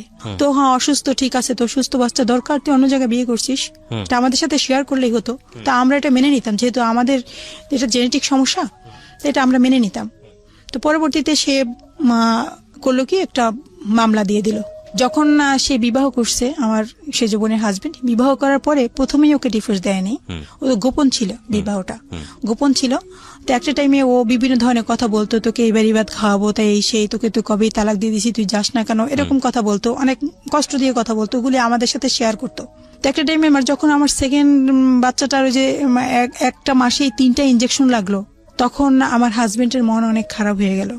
তখন সে আমার সাথে ভালোভাবে আচরণ করতো না, আমার কাছ থেকে একটু দূরে দূরে থাকতো, আর বলতো যে তোমরা আমাকে ঠকাইছো, আমাকে কষ্ট দিছো, আমাকে ঠকাইছো, আমরা যাই না শুই না আমার সাথে এরকম করছো, তোমরা জানো যে তোমাদের ভিতরে এই রোগ, আমার কিছু বলো নাই, এ ধরনের কষ্ট দিত। আমার ভবিষ্যৎ কি, আমি কি নিয়ে থাকবো, এটা বলতো। আমার দুলাভাইয়ের কাছে বলতো, লোকজনের কাছে বলতো, ওরা আমার কাছে বলতো। তখন আমার অনেক মন খারাপ লাগতো, অনেক কষ্ট পেতাম। কিন্তু আমি তাকে বলিনি যে তুমি এর কাছে এটা বলছো, এটা করছো, আমি ধরা দিতাম না তাকে, আমি আমার মতোই থাকতাম, আমি কিছুই বলতাম না।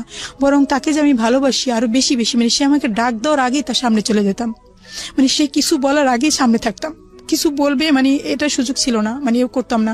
তো আমার ওই ছোট বাচ্চা ছোট, তারপরে আমি ওখানে একটা কিন্ডারগার্টেন স্কুলে মাস্টারি করি, যে ওই ছোট অসুস্থ বাচ্চা নিয়ে আমি কোথায় চাকরি করতে যাব, ওদের কে দেখবে। তখন আমার বড় বাচ্চাটা যে 17 বছর বয়স, ওকে স্কুলে দিতে হবে। তো স্কুলে যেহেতু হিমোফিলিয়া, ধাক্কা লাগে না কি, আমি ওখানে টিচার থাকলে আমি একটু দেখে রাখতে পারবো, কাছাকাছি থাকতে পারবো, যার কারণে ওখানে টিচার আমাকে ওখানে নিয়োগ নিয়ে নিল। তখন আমি ওখানে ক্লাস নিলাম, ওই বাচ্চাটা ওখানে ক্লাস নিলাম এবং টিউশনি করতাম। কিছু টাকাটা পেলে ও খুশি হবে, আমার হাজবেন্ডের কাছে টাকাটা এভাবে ধরে দিতাম, দেখো আমি এই টাকাটা পেয়েছি, এই আজকে খুশি রাখার জন্য আমি এটা করতাম। আবার আমার মা কিছু কিছু টাকা দিতেন, আমার বাবা মারা গেছে, পেনশনের টাকা। এদিকে তো আবার একটা দুর্ঘটনা ঘটলেও, যেটা আপনার বোনের ক্ষেত্রে হলো, যে তার ডিভোর্সটা হয়ে গেল। আপন বোন তো না? হ্যাঁ আপন বোন। মানে ওইটাও একটা আতঙ্ক কাজ করতো, না জানি কি একটা। আমি সবসময় আতঙ্কে ছিলাম যে না জানি কিরকম হয়ে যায়, আমাকে কখন যেন কি করে, মানে এরকম আমার ভিতর সবসময় আতঙ্ক কাজ করতো, সবসময় মানে খুব আমি কেয়ারে থাকতাম ব্যাপারটা নিয়ে। আমি তাকে বেশি বেশি মানে আরো বেশি ভালোবাসার চেষ্টা করতাম। তারপরে বাচ্চা যখন এই সমস্যা, তখন আমি চিন্তা করলাম যে কি করা যায়। তখন এমনই একটা টাইম যে দেখেন, আমি সবসময় আল্লাহকে বলতাম যে আল্লাহ তুমি পারো না, এমন কোনো কাজ নেই। নামাজ পড়তাম, তাহাজ্জুদ নামাজ পড়ে আল্লাহর কাছে বলতাম যে আল্লাহ তুমি আমাকে একটা বাচ্চা সুস্থ করো, অন্তত হয় তুমি অলৌকিক ভাবে একটা বাচ্চা সুস্থ করে দাও, তা না হলে আমাকে একটা সুস্থ বাচ্চা দাও। কিভাবে দাও আল্লাহ, তুমি জানো, আমি জানি না, তুমি সব পারো, দিনকে রাত, রাতকে দিন করো, কিন্তু আমাকে একটা বাচ্চা সুস্থ দাও, আমি একটা সুস্থ বাচ্চার মা হতে চাই। একসময় আমার সেজ বোন বলতেছে, বলে কি যে ফরিদপুরের ওইদিকে নদীর পাড়ে বাড়ি, এক মহিলা ওই ভিক্ষা করতে আর কি আসতো, মাঝে মাঝেই আসতো, অনেকদিন পর পরে আসতো। তো ওই মহিলা, মুরব্বী মহিলা, অনেক বয়স মহিলাটার মাথায় টিউমার ছিল। ওকে। তো আসতো গ্রামে আসতো, তখন ওই মহিলাটার একটা মেয়ে, বড় মেয়ে, তার প্রথম বিবাহ হয়েছে। বিবাহ হওয়ার পর একটা কন্যা সন্তান হওয়ার পরে তো ওই কি কারণে যেন স্বামীর সাথে ওনার ডিভোর্স হয়ে গেছে মেয়েটার, ওই মহিলার বড় মেয়েটার বিবাহ হয়ে মানে ডিভোর্স হয়ে যাওয়ার পরে তখন ওই মেয়েটা কি করলো, ওই যে নাতিটা, তার একটা মেয়ে ছিল আর কি, বিবাহ করার পরে ওই মহিলাটা মেয়ে হলো, মেয়ে সহই ডিভোর্স দিয়ে দিছে। দেওয়ার পরে তো ওই নাতিটা ওই মহিলার কাছেই থাকতো। জি। থাকার পরে ওই তার মেয়েটা ঢাকা গার্মেন্টসে চাকরি করতো। আচ্ছা। কোথায় যেন চাকরি করতো। চাকরি করার পরে একটা টাইমে একটা ছেলের সাথে তার পরিচয় হলো।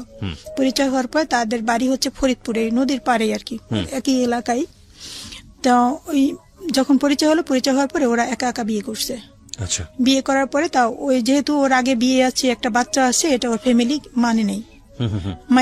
তারপরে মহিলাটা যখন 6 মাসের বাচ্চা পেটে, ওই এই বাচ্চাটা আর কি, জি, 6 মাসের পেটে, তখন সে বাড়িতে গেল। বাড়িতে যাওয়ার পরে একটা টাইমে বিবাহ নিয়ে অনেক বড় ভাই, তারপরে মা, তাদের সাথে অনেক গন্ডগোল হলো। তোর বউ নিয়ে কোথায় যাবি, যা, এই বউ নিয়ে বাড়িতে আশ্রয় নেই, এরকম অনেক বকা ঝকায় এসে অনেক কিছু করলো। একটা টাইমে একটা মারামারি পর্যায়ে, রাতে মারামারি হলো আর কি, মারামারি পর্যায়ে তখন সে ওর হাজবেন্ড তখন স্ট্রোক করছে আর কি। স্ট্রোক করে তখন হসপিটালে নিয়ে গেছে। হসপিটালে নিয়ে যাবার একদম একটু মানে নিয়ে যাবে আর 2-3 মিনিট হলেই হয়তো হসপিটালে পৌঁছে যাবে, এই মুহূর্তে আর কি গাড়িতে বসে মারা গেছে। আচ্ছা। ওই মহিলার হাজবেন্ড মারা যাওয়ার পরে তখন ওই মহিলাটা এখন বাচ্চা পেটে, এখন সে জীবিত থাকতেই মানে নাই, এখন তো আর কোনো মানার প্রশ্নই ওঠে না, এখন কি করবে।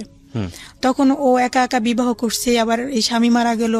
এদিকে তখন ওই যে ওর বাবার বাড়ির দিকে কেউকে মানে মহিলা জানাবে না যে তার এরকম হয়েছে, এক একজন এক এক কথা বলবে, এই বাচ্চা কোথা, স্বামী দেখলাম না, তার বাচ্চা আসলো থেকে, মানে এরকম কিছু বলবে। এজন্য ওই গার্মেন্টসে ঢাকায় যে থাকতো, এখন সে সরাসরি ওই মহিলাটা, যে বৃদ্ধ মহিলাটা, সে তার বাড়িতে নিতে চাচ্ছে না। ওনারা গরিব, খুব ছোট একটা ঘর।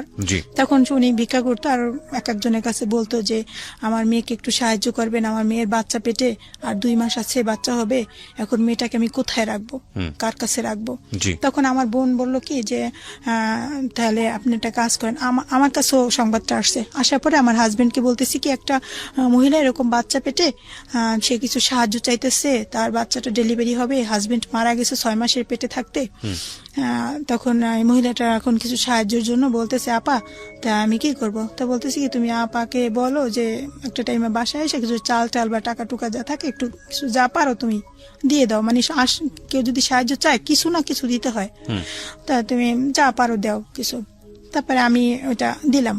দেওয়ার পরে আমার বোনের সাথে আমি বলি কি যে আচ্ছা ওই মহিলাটা বলছে যে বাচ্চাটা কাউকে দিয়ে দেবে ডেলিভারি পরে।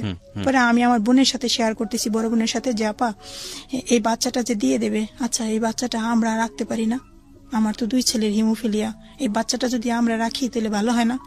তা আমার হাজবেন্ডের কথা বলতেছে, আল্লাহ, ও যে রাগী মানুষ, ও কি জীবনও মানবে, তা সে কখনো মানবে না। তখন আমিও তাই ভাবতেছি, কিন্তু আমার এমন একটা অবস্থা যে আমার হাজবেন্ডকে আমি এত ভালোবাসি যে আমি কোনো কিছু তার কাছে লুকাতে পারি না, আমি সবকিছু শেয়ার করি, তাকে সব বলে ফেলি। হয়তো চিন্তা করি যে এটা বলবো না, ওটা বলবো না, কিন্তু একটা টাইমে সে আমার সামনে আসলে তাকে আমি বন্ধুর মতো মনে করি, সবকিছু বলে ফেলি তাকে। তাহলে সে বাসায় আসার পরে তা আমি না তাকে বলতেছি, খাবার খাচ্ছে, তখন বলতেছি জানো ওই মহিলাটার বাচ্চাটা না দিয়ে দেবে কাউকে, আচ্ছা আমরা কি ওই বাচ্চাটা রাখতে পারি না, আমরা যদি বাচ্চাটা আনি আমাদের মতো করে রাখি তাহলে ভালো হয় না। তা বলে কি, এখন আমার দিক তাকাইছে, বলে কি যে তোমার এমনিতেই 2 ছেলের এই সমস্যা, তুমি নিজেই এমনি সিজারে তোমার হয়েছে, তারপরে তুমি কি ওই পারবো এই বাচ্চা পালতে, কখনো আমি কি দেখো আমি পারবো, আল্লাহর কাছে সাহায্য চাইবো, কারণ ও তো একটা এতিম বাচ্চা, আমাদের নবীজিও তো 6 মাসের পেটে রেখে নবীজির বাবা মারা গেছে, তাহলে ও তো এতিম ছিল, তা আমরা সেই করে আমরা ওই বাচ্চাটাকে একটু লালন পালন করি, ও তো একটা এতিম, ওর বাবা জন্মের পরে ওর বাবাকে দেখবে না, তা আমরা এই বাচ্চাটা নিয়ে আসি। বলে কি আচ্ছা ঠিক আছে, যদি তুমি পারো তো আমার কোনো আপত্তি নেই, যদি তুমি পারো তো আমার কোনো আপত্তি নেই। মানে উনি পারমিশন দিয়েছেন। এটা কত সালের গল্প? এটা হচ্ছে 12 সালের, 2012 সালের গল্প। তখন আপনার ঘরে আপনার 2টো বাচ্চা, দুটোই হিমোফিলিয়া বিতে আক্রান্ত। বড় বাচ্চার নাম কি? শরীফুল ইসলাম সিয়াম। আর মেজোটার? সোয়াইবুল ইসলাম সওয়াল। আর তৃতীয় যেটা আপনি দত্তক নিয়ে নিলেন, ওর নাম কি? রাফিন ইসলাম। রাফিন ইসলাম, তার মানে ওনাকে আপনি দত্তক নিলেন একদম লিখিতভাবেই? হ্যাঁ, পরে ওই মহিলাটা আমার বোনের বাসায় নিয়ে আসছে থাকার জন্য, এখন তো স্থান দরকার। আমার বোনের বাসায় নিয়ে আসছে, বোন ওকে খাওয়াই দাওয়াই মানে মানে যত্ন করতেছে যে ডেলিভারি হবে। তো একটা টাইমে ও নিয়ে আসছে মানে লিখিত একটা স্টাম্প, ওটা নিয়ে আসা ওই মানে ওই মহিলাটার মা, উনি দুজনে, ওনার তো স্বামী নেই, মারা গেছে। পরে আসা স্টামে লিখিত যে আমার পেটে ছেলে হোক বা মেয়ে হোক, যে বাচ্চাই হোক, আমি অমুককে এটা দান করে দেব। তো আপনার ঘরে তারপরে এই বাচ্চাটা আছে, এটার অত বড় লেন্দি স্টোরিতে আমরা নাই বা গেলাম, আমরা যতটুকু জানি যে ও আপনার ঘরে এখন আছে। বাচ্চার নামটা কি? রাফিন ইসলাম। রাফিন ইসলাম। এই তিনজনই আজকে এখানে এসছে। জি। এবং এখানে একটা কথা না বললেই নয়, যারা দর্শক আছেন এই ভিডিওতে, যারা দেখছেন ইউটিউবে, রাফিন এখন পর্যন্ত জানে না যে সে দত্তক, এবং এনাদেরকেই তিনি বাপ মা হিসেবে জানেন। তো ভিডিওর যে পার্টে আমরা তাকে প্রেজেন্ট করব, আমরা ওইভাবেই তাকে প্রেজেন্ট করব। সো প্লিজ এটা একটু আপনারা খেয়াল রাখবেন। শুধু সিচুয়েশন বোঝানোর জন্য আপনাদের সামনে পুরো পরিবারের পুরো বিষয়টা এখানে উপস্থাপন করা হচ্ছে, যাতে করে কোনো বিষয় গোপন না থাকে আপনাদের কাছে। এবং দিন শেষে আপনাদেরই একটা বলা যেতে পারে নিজের জায়গা থেকে একটা চিন্তা ভাবনার বিষয় আসা উচিত, সেটাও আমরা বলবো। আমরা সব বিষয় ওপেন করছি এবং আশা করছি আপনারা শেষ পর্যন্ত দেখবেন মানে মা কি জিনিস হয় এবং ফাইট, জীবনের ফাইটটা আসলে কি। অনেকেই অনেক ফ্রাস্ট্রেটেড হয়ে যান না জীবন গল্প শোনার পরে? আমাকে অনেকে বলেন যে ভাই আজকে থেকে নিজের গল্পটা মানে নিজের দুঃখটা ভুলে গেলাম। এরকম অনেক কমেন্টস আছে, দেখবেন ইউটিউবে গেলে পাবেন এরকম কমেন্টস। তো আমি শুধু এটাই বলতে চাই, যারা জীবনে মনে করেন কিছুই করতে পারলাম না, কিছুই হলো না, কিছুই পেলাম না, তারা আজকে এই ভদ্র মহিলার জীবন গল্পটা একটু শেষ পর্যন্ত শোনেন, তারপরে আমার মনে হয় যে নিজের দুঃখগুলো ভুলে যাবেন। ওকে। রাফিনের বিষয়টা, তখন হসপিটালে ডেলিভারি হলো, আমার বোন হসপিটালে নিয়ে গেল, নেওয়ার পর তারপরে আমি যে স্টামে লিখিত করলাম মানে ডেলিভারির আগে 5 দিন আগে, তখন আমি বললাম যে দেখেন, এই যে তো আপনার বাচ্চাটাকে দান করে দিচ্ছেন, এই বাচ্চাটা আমি আপনার পিছনে খরচ হয়েছে, কিছু টাকা পয়সা, আবার ডাক্তার দেখানো হয়েছে, এগুলি থাক, কোনো সমস্যা নাই, এগুলো আপনার বাচ্চা যেহেতু আপনি নিয়ে যান, আপনি নিয়ে আপনিই রাখেন, আমার যে খরচটা হয়েছে এই জন্য আপনি কোনো কিছু দিলেন যে খরচ করছে এখন আমি দেব না, এরকম কিছু। আপনার বাচ্চা যেহেতু আপনি নিয়ে যান, ডেলিভারি পেয়ে আমার কোনো আপত্তি নেই, আপনি আমি এখনো স্টাম্প ছিঁড়ে ফেলাই দিই, আমি স্টাম্প রাখবো না। তখন সেই মহিলা বলতেছে কি, না আপা দেখেন, আমার তো শ্বশুরবাড়ির দিক দিয়ে আমাকে জীবনও মানবে না, আর ওর বাবার কবরটা একদম নদীর পারে, এতদিনে হয়তো ভেঙেও গেছে, আর বাবার কবরটাও হয়তো নদীতে ভেসে গেছে, আর আমি আমার বাবার বাড়িতে যে বাচ্চা নিয়ে যাব সেখানেও আমি মুখ দেখাতে পারবো না, বলবে যে এই বাচ্চার বাবা কোথায়, মারা গেছে, এটা কেউ বিশ্বাস করবে না। আর আমি এখন একটা কাজ করব যে আমার আর একটা মেয়ে আছে, চাকরি করব, সেই চাকরি তো আমি করতে পারবো না, এই ছোট বাচ্চা নিয়ে আমি বাচ্চাটা কি করব, আমার যদি ভাগ্যেই থাকতো ওর বাবা বেঁচে থাকতো। মহিলাটা খুব কান্না করলো, আমার হাত ধরে বলতেছে যে আপনি পর্দা করেন, আপনি নামাজ রোজা করেন, আমার বিশ্বাস এই বাচ্চাটা আপনার কাছে ভালো থাকবে, আপনি যদি বাচ্চাটা রাখেন তো এই জন্য আপনার ওই বাচ্চারাও ভালো থাকবে, আমি দোয়া করে দেব, আপনি আমার পরকালে পাবো, আমার ইহকালে দরকার নেই, আপনি এই বাচ্চাটা রাখেন। খুব কান্না করলো মহিলা। পরে আমি জড়াই ধরে আমিও বললাম যে ঠিক আছে, আপনার বাচ্চাটা আপনি আমাকে বিশ্বাস করে যেভাবে দিচ্ছেন, ওকে আমি মায়ের স্নেহ দিয়ে আমি বড় করব, আমার পরিচয় বড় করব, এটাই আমার বাচ্চা, আমার ওই বাচ্চা যেরকম আমি দেখবো এদের আলাদা নজরে আমি জীবনে দেখবো না, এটাই আপনার সাথে আমার ওয়াদা। আমরা এই জায়গাটা ক্লিয়ার হবো, আমরা দোয়া করি আপনার জন্য যেন সেটাই থাকে। আপনারা গল্পের ক্লাইম্যাক্সের জায়গাগুলো খেয়াল করবেন প্লিজ। দুটো বাচ্চাই হিমোফিলিয়া বিতে আক্রান্ত এবং as per medical science haemophilia A. Haemophilia A আর বির মধ্যে পার্থক্য কি? এ হচ্ছে ফ্যাক্টর 8 আর বি হচ্ছে ফ্যাক্টর 9। একই ধরনের ব্যাপার না? একই ধরনের ব্যাপার, একই ধরনের ব্যাপার, কিন্তু এটা হচ্ছে ফ্যাক্টর 8 আর ফ্যাক্টর 9, যেমন এটা বিভিন্ন ফ্যাক্টর নিয়ে ব্লাডটা তৈরি, যেটা হচ্ছে ফ্যাক্টর 8 এর ঘাটতিতেও হিমোফিলিয়া এ হয়, আর ফ্যাক্টর 9 এ হচ্ছে হিমোফিলিয়া বি হয়, বাট টাইপটা একই রকম। ওকে, সো হিমোফিলিয়া এতে আক্রান্ত, বেসিক্যালি আমি হিমোফিলিয়া বলি, এবং হিমোফিলিয়া মানে হচ্ছে নন কিউরেবল ডিজিজ। এটা আসলে আমার তেমন কোনো ধারণাও ছিল না। আহনাফের স্টোরিটা প্রচার করার পরে অনেকেই আমার সঙ্গে যোগাযোগ করেন, তারপরে আমি এটা নিয়ে একটু পড়াশোনা করে যতটুকু পেয়েছি আইডিয়া, আমি ততটুকুই শেয়ার করছি আপনার সঙ্গে। It's non curable. বিদেশে এটার উপরে কমিউনিটি আছে, সোসাইটি আছে, যারা হিমোফিলিয়া বিতে আক্রান্ত, তারা একসাথে মুভ করে, অনেক বিষয় নিয়ে তারা একই সাথে একটা কমিউনিটিতে গ্রো করে। বাংলাদেশেও এরকম আছে, হয়তো এনারা জানেন না, আমাকে অনেকেই বেশ জানেন। ওকে, ভেরি গুড। সো ওগুলো হয়তো সামনে আসবে, তবে এটা নন কিউরেবল এবং সারাটা জীবন জুড়েই ফাইট করে যেতে হয়। অদ্ভুত এক ডিজিজ, মানে আল্লাহ ভালো জানেন, সবসময় তাওয়াক্কালতু আলাল্লাহ। তবে একটা কথা হলো যে আমরা যেন হাল না ছাড়ি, পুরো জীবনটাই তো আসলে রিস্কের, তাই না? তো ঠিক আছে, তো এই জায়গাটা থেকে উনি আসলে তৃতীয় বাচ্চা যিনি, যাকে দত্তক নিলেন, রাফিন না কি যেন নাম? রাফিন ইসলামকে দত্তক নিলেন। ওনার জায়গা থেকেও মনে হয়েছে একটা বাচ্চা থাকা উচিত এবং ওনার হাজবেন্ডও পারমিশন দিয়েছে।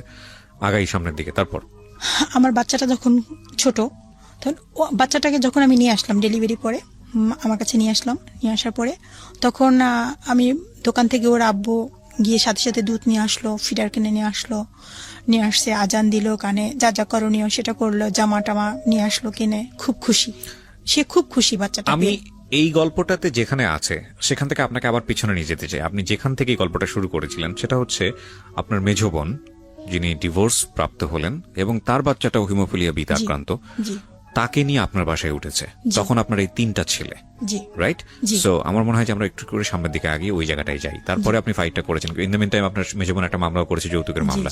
জি, তারপর একটা টাইমে আমার ওই ছোট বাচ্চাটা একদমই ছোট, ওর আব্বু ঢাকা আসছে, আমার বড় ছেলেটা মেজো ছেলেটা দুই ছেলেই দাঁতের গোড়া দিয়ে রক্ত পড়া শুরু হয়েছে একদিন বৃষ্টি রাতে। তখন কি আপনার মেজো বোন আপনার বাসায়? না, তখনও আসেনি। তখন আসছিল কিন্তু অন্য বাসায়। এখন আচ্ছা, আমার সে মেজো বোনের বাসায় গেছে, মানে আমার কাছে কিছুদিন থাকার পরে আবার মেজো বোনের বাসায় গেছে, সেখান থেকে আবার বাবার বাড়িতে কয়েকদিন, মানে এক এক জায়গায়, তখন মানে পার্মানেন্ট কোনো থাকার জায়গা নেই, থাকার জায়গা করছে বিভিন্ন জায়গাতে। আচ্ছা, তখন সে এমন একটা পর্যায়ে যে আমার 2টা বাচ্চাই রাতে রক্তক্ষরণ শুরু হলো, দাঁতের গোড়া দিয়ে দুজনেরই এত রক্ত পড়তেছে যে ঘরে আমার ইনজেকশন নেই, বাহিরে বৃষ্টি হচ্ছে। ও মাই গড। আমি ছোট বাচ্চাটা তখন অনেক 1.5 মাস 1 মাস 17 দিনও অনেক অসুস্থ, আমার 2 বাচ্চা, আমি কি করব, একা একদম বাসার ভিতরে, আমি একা, 2 বাচ্চার রক্তক্ষরণ হচ্ছে, এমন রক্তক্ষরণ হচ্ছে। তখন আমি 2 বাচ্চা 2 পাশে নিলাম, নিয়ে মাঝখানে কোরআন শরীফ পড়তে থাকলাম। আর ডান হাত দিয়ে একসময় আমি বড় ছেলেটার হাতে দেখি যে ও বেঁচে আছে কিনা, আর একবার আমি মেজো ছেলেটার হাত দিয়ে দেখি ও বেঁচে আছে কিনা। তখন আমি এটাও চিন্তা করতেছি যে ওরা মারা গেলে আমি তো বাবার বাড়িতে থাকি, ওকে কোথায় নিয়ে যাব, কি করব, আমার শ্বশুর বাড়িতে নিয়ে যাব না বাবার বাড়িতে, কোথায় মাটি দেব, এটা একটা মায়ের জন্য যে কত কষ্টকর চিন্তা। অনেক রক্তক্ষরণ, শরীর কেমন ঠান্ডা হয়ে আসতেছে, অনেক রক্তক্ষরণ হচ্ছে। আমি ফোন দিয়ে কান্নাকাটি করতেছি আমি বড় ভাসুরের কাছে যে আমার ছেলে এরকম অসুস্থ, 2 জনেরই রক্তক্ষরণ হচ্ছে। তখন সে আমার দেবরের কাছে, আমার ভাসুরে বলল, আমার দেবরে ওই মুহূর্তে ফোন দিছে আমার কাছে, আমি তখন কোরআন তেলাওয়াত করতেছি, 2 জনের রক্ত পড়তেছে। তখন আমার ছোট দেবরটা ফোন দিছে, ভাবি কি হয়েছে? আমি বলি আমাদের 2 ছেলেরই আমার রক্তক্ষরণ হচ্ছে, অনেক রক্তক্ষরণ হচ্ছে, না জানি সকাল পর্যন্ত ওকে আর আমার কোলে পাবো কিনা, তো এখন কি করতে হবে আমাকে জিজ্ঞেস করতেছে। আমি বলি কি ওদের ইঞ্জেকশন দিতে হবে, ফ্যাক্টরিটা ইঞ্জেকশন, যে একটা ইঞ্জেকশনের দাম 4800 টাকা, আমার 2 ছেলের এই সমস্যা, আমার ইঞ্জেকশন লাগবে। তখন বলতেছে যে ইঞ্জেকশন দিয়ে কি হবে? আমি বলি ইঞ্জেকশন দিলে তোর কিছু সময়ের জন্য রক্তটা চেক দেবে। বলতেছে ইঞ্জেকশন দিয়ে দরকার নাকি, মানে খুবই করে বলতেছে ইঞ্জেকশন দেওয়ার দরকার নাকি, ইঞ্জেকশন দিয়ে থামাবেন 2 দিন পর তো আবারও রক্ত পড়বে, কি দরকার আছে ইঞ্জেকশন দেওয়ার, এ বলে সে ফোনটা রেখে দিছে। তখন আমি অনেক কান্না করলাম যে এটা কি কোনো মাকে বলা তার ঠিক হয়েছে, মানে চতুর্দিকে সমস্যা, আমি কি করব আমি ভাবতেই পারতেছিলাম না। এভাবে কোরআন তেলাওয়াত সারাটা রাত আমি বসে বসে কাটালাম, আর ওভাবে রক্ত পড়তেছে। একটা টাইমে দেখি আমার মেজো ছেলেটা রক্তটা থেমে গেছে, রক্তটা পড়তেছে না, ওইখানে বড় একটা মাচার মতো হয়ে আছে, একেবারে ভিতরে, মানে একটা বড় একটা মাচার মতো ডলার মতো হয়ে আছে, রক্তটা পড়তেছে না, আর বড়টা দিয়ে রক্তও পড়তেছে, একটু একটু পড়তেছে। তবে একটা টাইমে সকালের দিকে একটু একটু করে এই পরে আবার থামে, একটু পরে আবার থামে, এরকম করতে করতে পরবর্তীতে ইঞ্জেকশন আনা হলো। মেজো বাচ্চাটার রক্তটা ওভাবেই অনেকদিন রয়ে গেল, একজনকে ইঞ্জেকশন ম্যানেজ করে দিলাম, আর একটাকে দিতে পারলাম না, পরে অনেকদিন এই অবস্থা গেল। কারণ আমার যে বোনের হাজবেন্ড যে ডিভোর্স দিয়ে দিছে, তখন ওই বোনের হাজবেন্ড কি করলো, প্রথম কার কাছে গিয়ে আসলো, আমাদের বাসায় আসলো, এবং আমরা সেখানে সাক্ষী আছি। সে কি করলো, আমার বড় বোন, মেজো বোন, সেজো বোন, আমি 3 জনের নামে ডাকাতি মামলা দিল, আমার বোনেদের নামে, আমার নামে ডাকাতি মামলা দিল, যে আমার বাসায় সব মাল সামানা লুটফাট করে সবকিছু নিয়ে গেছে, মামলা দিল, এবং আমার হাজবেন্ডের নামেও মামলা দিল। মানে আপনারা যারা সাক্ষী ছিলেন মামলায় তাদেরকে, এই যে মানে আমরা যাতে কিছু না করতে পারি এবং আমরা যেন দৌড়ে পড়ে থাকি, এভাবে মামলা দিল। মামলা দেওয়ার পরে তখন ওই এলাকার চেয়ারম্যান, আমাদের চেয়ারম্যান গিয়ে ওই এলাকার চেয়ারম্যানদের বললোই করলো, একটা টাইমে আমাদের মামলাটা আমার নামে বা মামলাটা ছিল, ওই মামলাটা তুলে নিল, আমার হাজবেন্ডের নামে মামলাটা তুলে ফেলার পরে আবার আমার কি করলো, আমার সেজো বোনটা গিয়ে, আমরা মানে এটা এখন আমার কাছে নেই, আমার ছেলেরা ছোট একদম, 2 ছেলে অসুস্থ, তখন আমার ওই সেজো বোনটাকে আমার কাছ থেকে নিয়ে আমার মেজো বোনের বাসায় নিয়ে গেল। ওই ওই যে ডিভোর্স দিল যে বোনটাকে, সেই পাশে নিয়ে গেছে। তখন ওরা ওখানে যুক্ত করে ও বলতেছে না যৌতুক মামলা না, এটা আমার নারী নির্যাতন মামলা দেব। তখন শিশু ও নারী নির্যাতন মামলা দিয়ে দিল। আপনাদের না, ওই আমার বোনের হাজবেন্ডের নামে। আচ্ছা। শিশু ও নারী নির্যাতন মামলা দিয়ে ওকে অ্যারেস্ট করালো। আচ্ছা। অ্যারেস্ট করার পরে তারপর লোকজন সবাই ধরলো যে তোমাদের নামে কোনো মামলা দিবে না, ঠিক মতো খরচ টরচ দিবে, করবে, তুমি মামলা তারে ছাড়াই আনো, তুমি করো। তো 17 দিন 18 দিন ছিল আর কি জেলখানায়। তখন আমার বোনে গিয়ে আবার সেই নিজে আবার মুক্ত করে নিয়ে আসছে, কিন্তু মামলাটা আর তোলে নাই। তাকে মুক্ত করে নিয়ে আসছে, ছাড়াই নিয়ে আসছে। তখন মামলাটা আর তোলে নাই। সে করছে কি, ওখান থেকে বের হয়েই সে ঢাকায় এসে অন্য একজনকে বাদী বানায়া তখন আমার হাজবেন্ডের নামে ছিনতাই মামলা দিয়ে দিল। ছিনতাই মামলা দিয়ে আমার হাজবেন্ডের নামে দিল, আর 2 জন বেনামি 2 জন দিয়ে তাকে 1 নম্বর আসামি বানিয়ে তার নামে ছিনতাই মামলা দিয়ে দিল। মামলা দিয়ে দিয়ে রমজান মাস প্রথম রোজা, তখন রাত্র 2:30 বাজে। ওই সময় আমার দরজা নক করতেছে। কে? বলতেছে আমরা থানা থেকে আসছি, আপনার নামে মামলা আছে, আপনি দরজাটা খোলেন। তখন মানে চতুর্দিকে পুলিশ, আমার বাসার চারপাশে পুলিশ চলে আসছে। তখন আমার পিছনের আমি দরজাটা খুলছি, পিছনে দেখি দরজা বাহির দিয়ে লাগানো, জানালা খুলছি দেখি বাহিরে পুলিশ দাঁড়ানো চতুর্পাশে, মানে দরজাগুলি লাগাই দিচ্ছে। বলছে যে কোনো চালাকি করার চেষ্টা করবেন না, দরজা খোলেন। আমি সাথে সাথে বোরকা পরলাম। বোরকা পরে তখন আমি আমার হাজবেন্ডকে বলছি যে তুমি সেহরি খাও, প্রথম রোজা যদি সেহরি খাবে, যদি তুমি সেহরি খাও। তখন সে অবাক হয়ে গেছে, মানে সে হাত পাতার কাঁপতেছে যে আমার নামে মামলা, কে দিয়েছে মামলা, কি করলো, মানে এইভাবে মানে সে হতবাক হয়ে গেছে, কে দিতে পারে মামলা, কেন দিল, মানে এইসব চিন্তা করে। তখন সে মামলা দিয়ে তখন সে যখন আমার হাজবেন্ডকে ধরতে ভিতরে দরজাটা খুলতে বাধ্য হলাম। দরজাটা যখন খুললাম তখন তাকে অ্যারেস্ট করা হলো।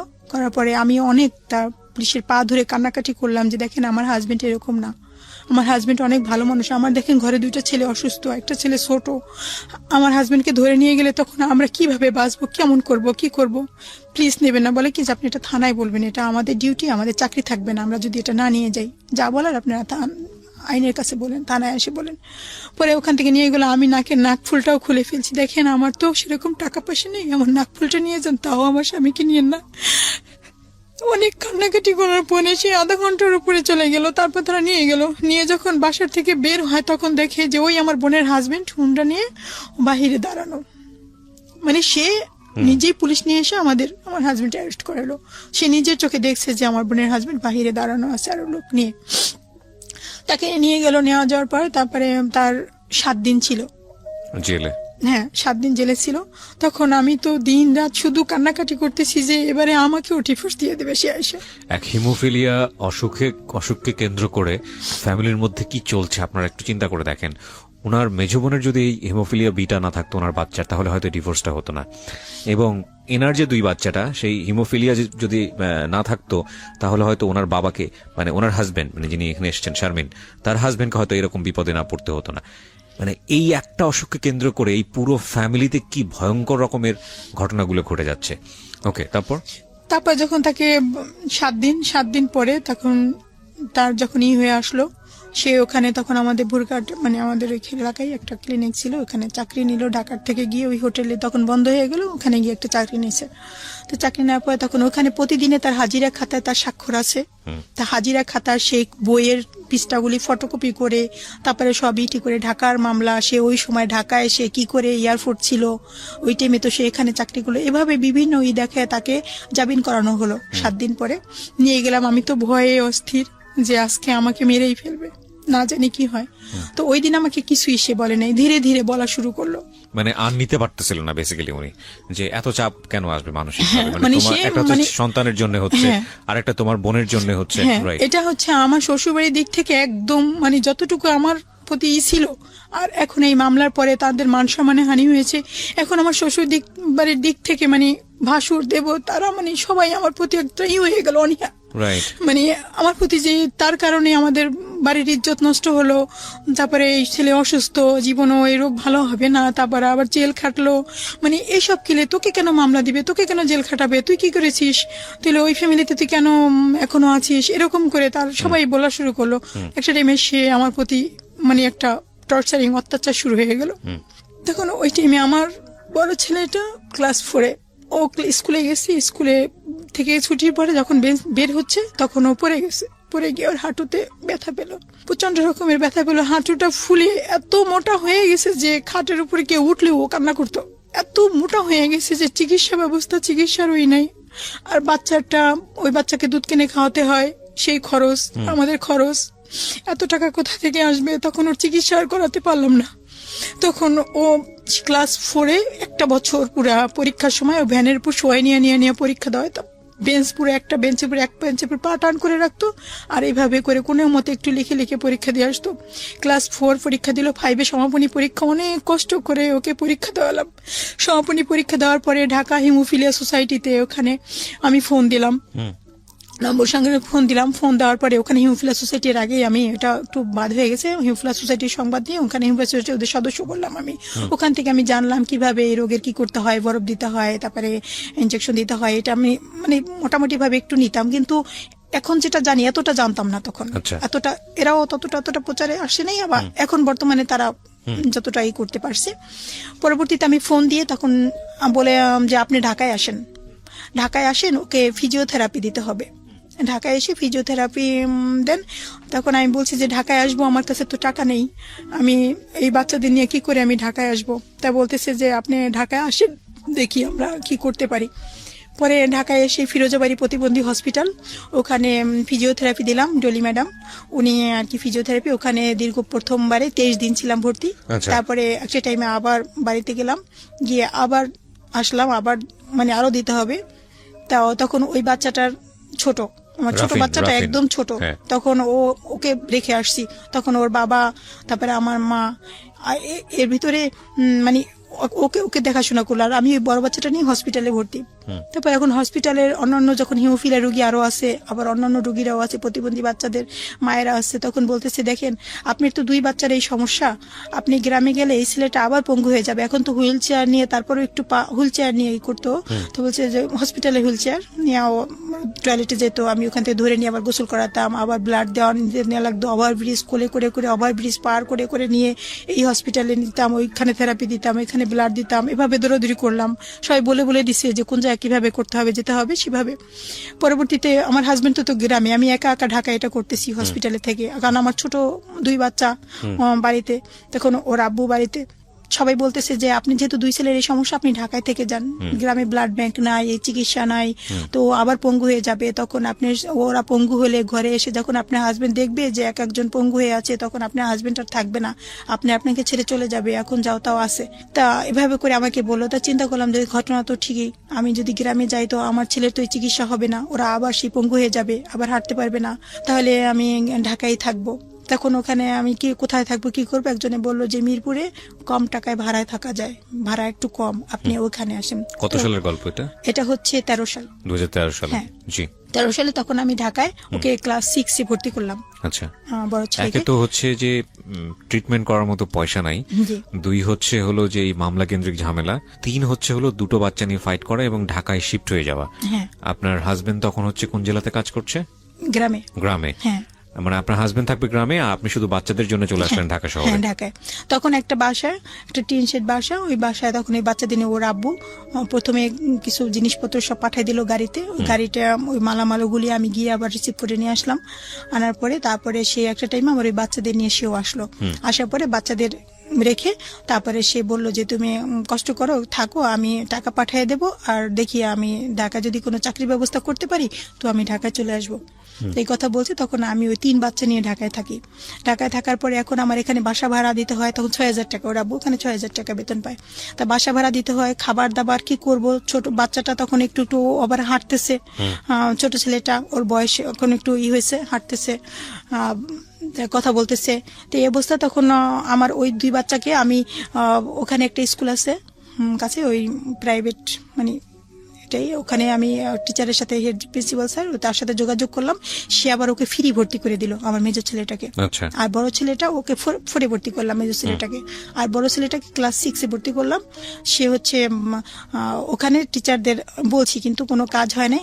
ওই 500-600 এমন করে টাকা দিতাম, মানে ভর্তির টাকাটা। প্রথম তো পুরোটা ম্যানেজ করতে পারিনি। তখন আমি আমার সেলাই মেশিনটা, আমার হাজবেন্ডকে বললাম আমার সেলাই মেশিনটা ঢাকায় দাও, দেখি আমি কি করতে পারি। এখন আমি তো কোথাও চাকরিও তো করতে পারবো না এই অবস্থা। তখন সেলাই মেশিনটা সে ঢাকায় নিয়ে আসার পরে তখন আমি ঢাকায় স্কুলে গিয়ে মাদ্রাসায় গিয়ে তখন অভিভাবকদের এভাবে করে বলি, তারা আমাকে আশেপাশে যারা আছে পাশের বাসা এভাবে সবাইকে গিয়ে আমি বলি, তারপরে তারা আমাকে কিছু কিছু সেলাইয়ের কাজ দেয়। তা আমি ওগুলি সেলাই করে কিছু কিছু ভাবে এভাবে করতে করতে একটু করে আগালাম। পরে একটা টাইমে তখন 13 মাস পার হয়ে গেল।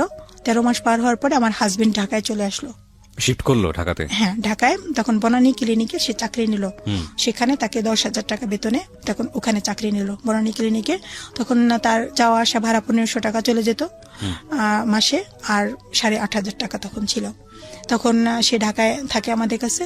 থাকার পরে সে এভাবে করে ওর ক্লাস 8-এ যখন পড়ে আমার ছেলে, তো 8-এ পড়ার পরে ওভাবে করে আমরা চলতে থাকি। মনে এর ভিতরে মানে যে টাকা সে পায় বা আমি পাই তাই দিয়ে আমাদের যে ছেলের যে চিকিৎসা বা খাওয়া দাওয়া সে যে কি অবর্ণনীয় সেটা আমি এখানে বলতে পারবো না। মানে এত কষ্ট করে আমরা চলছি, তারপরও চিন্তা করলাম যে না, তারপরেও তো সবাই এক জায়গায় আসি বা যতটুকুই চিকিৎসা পাচ্ছি।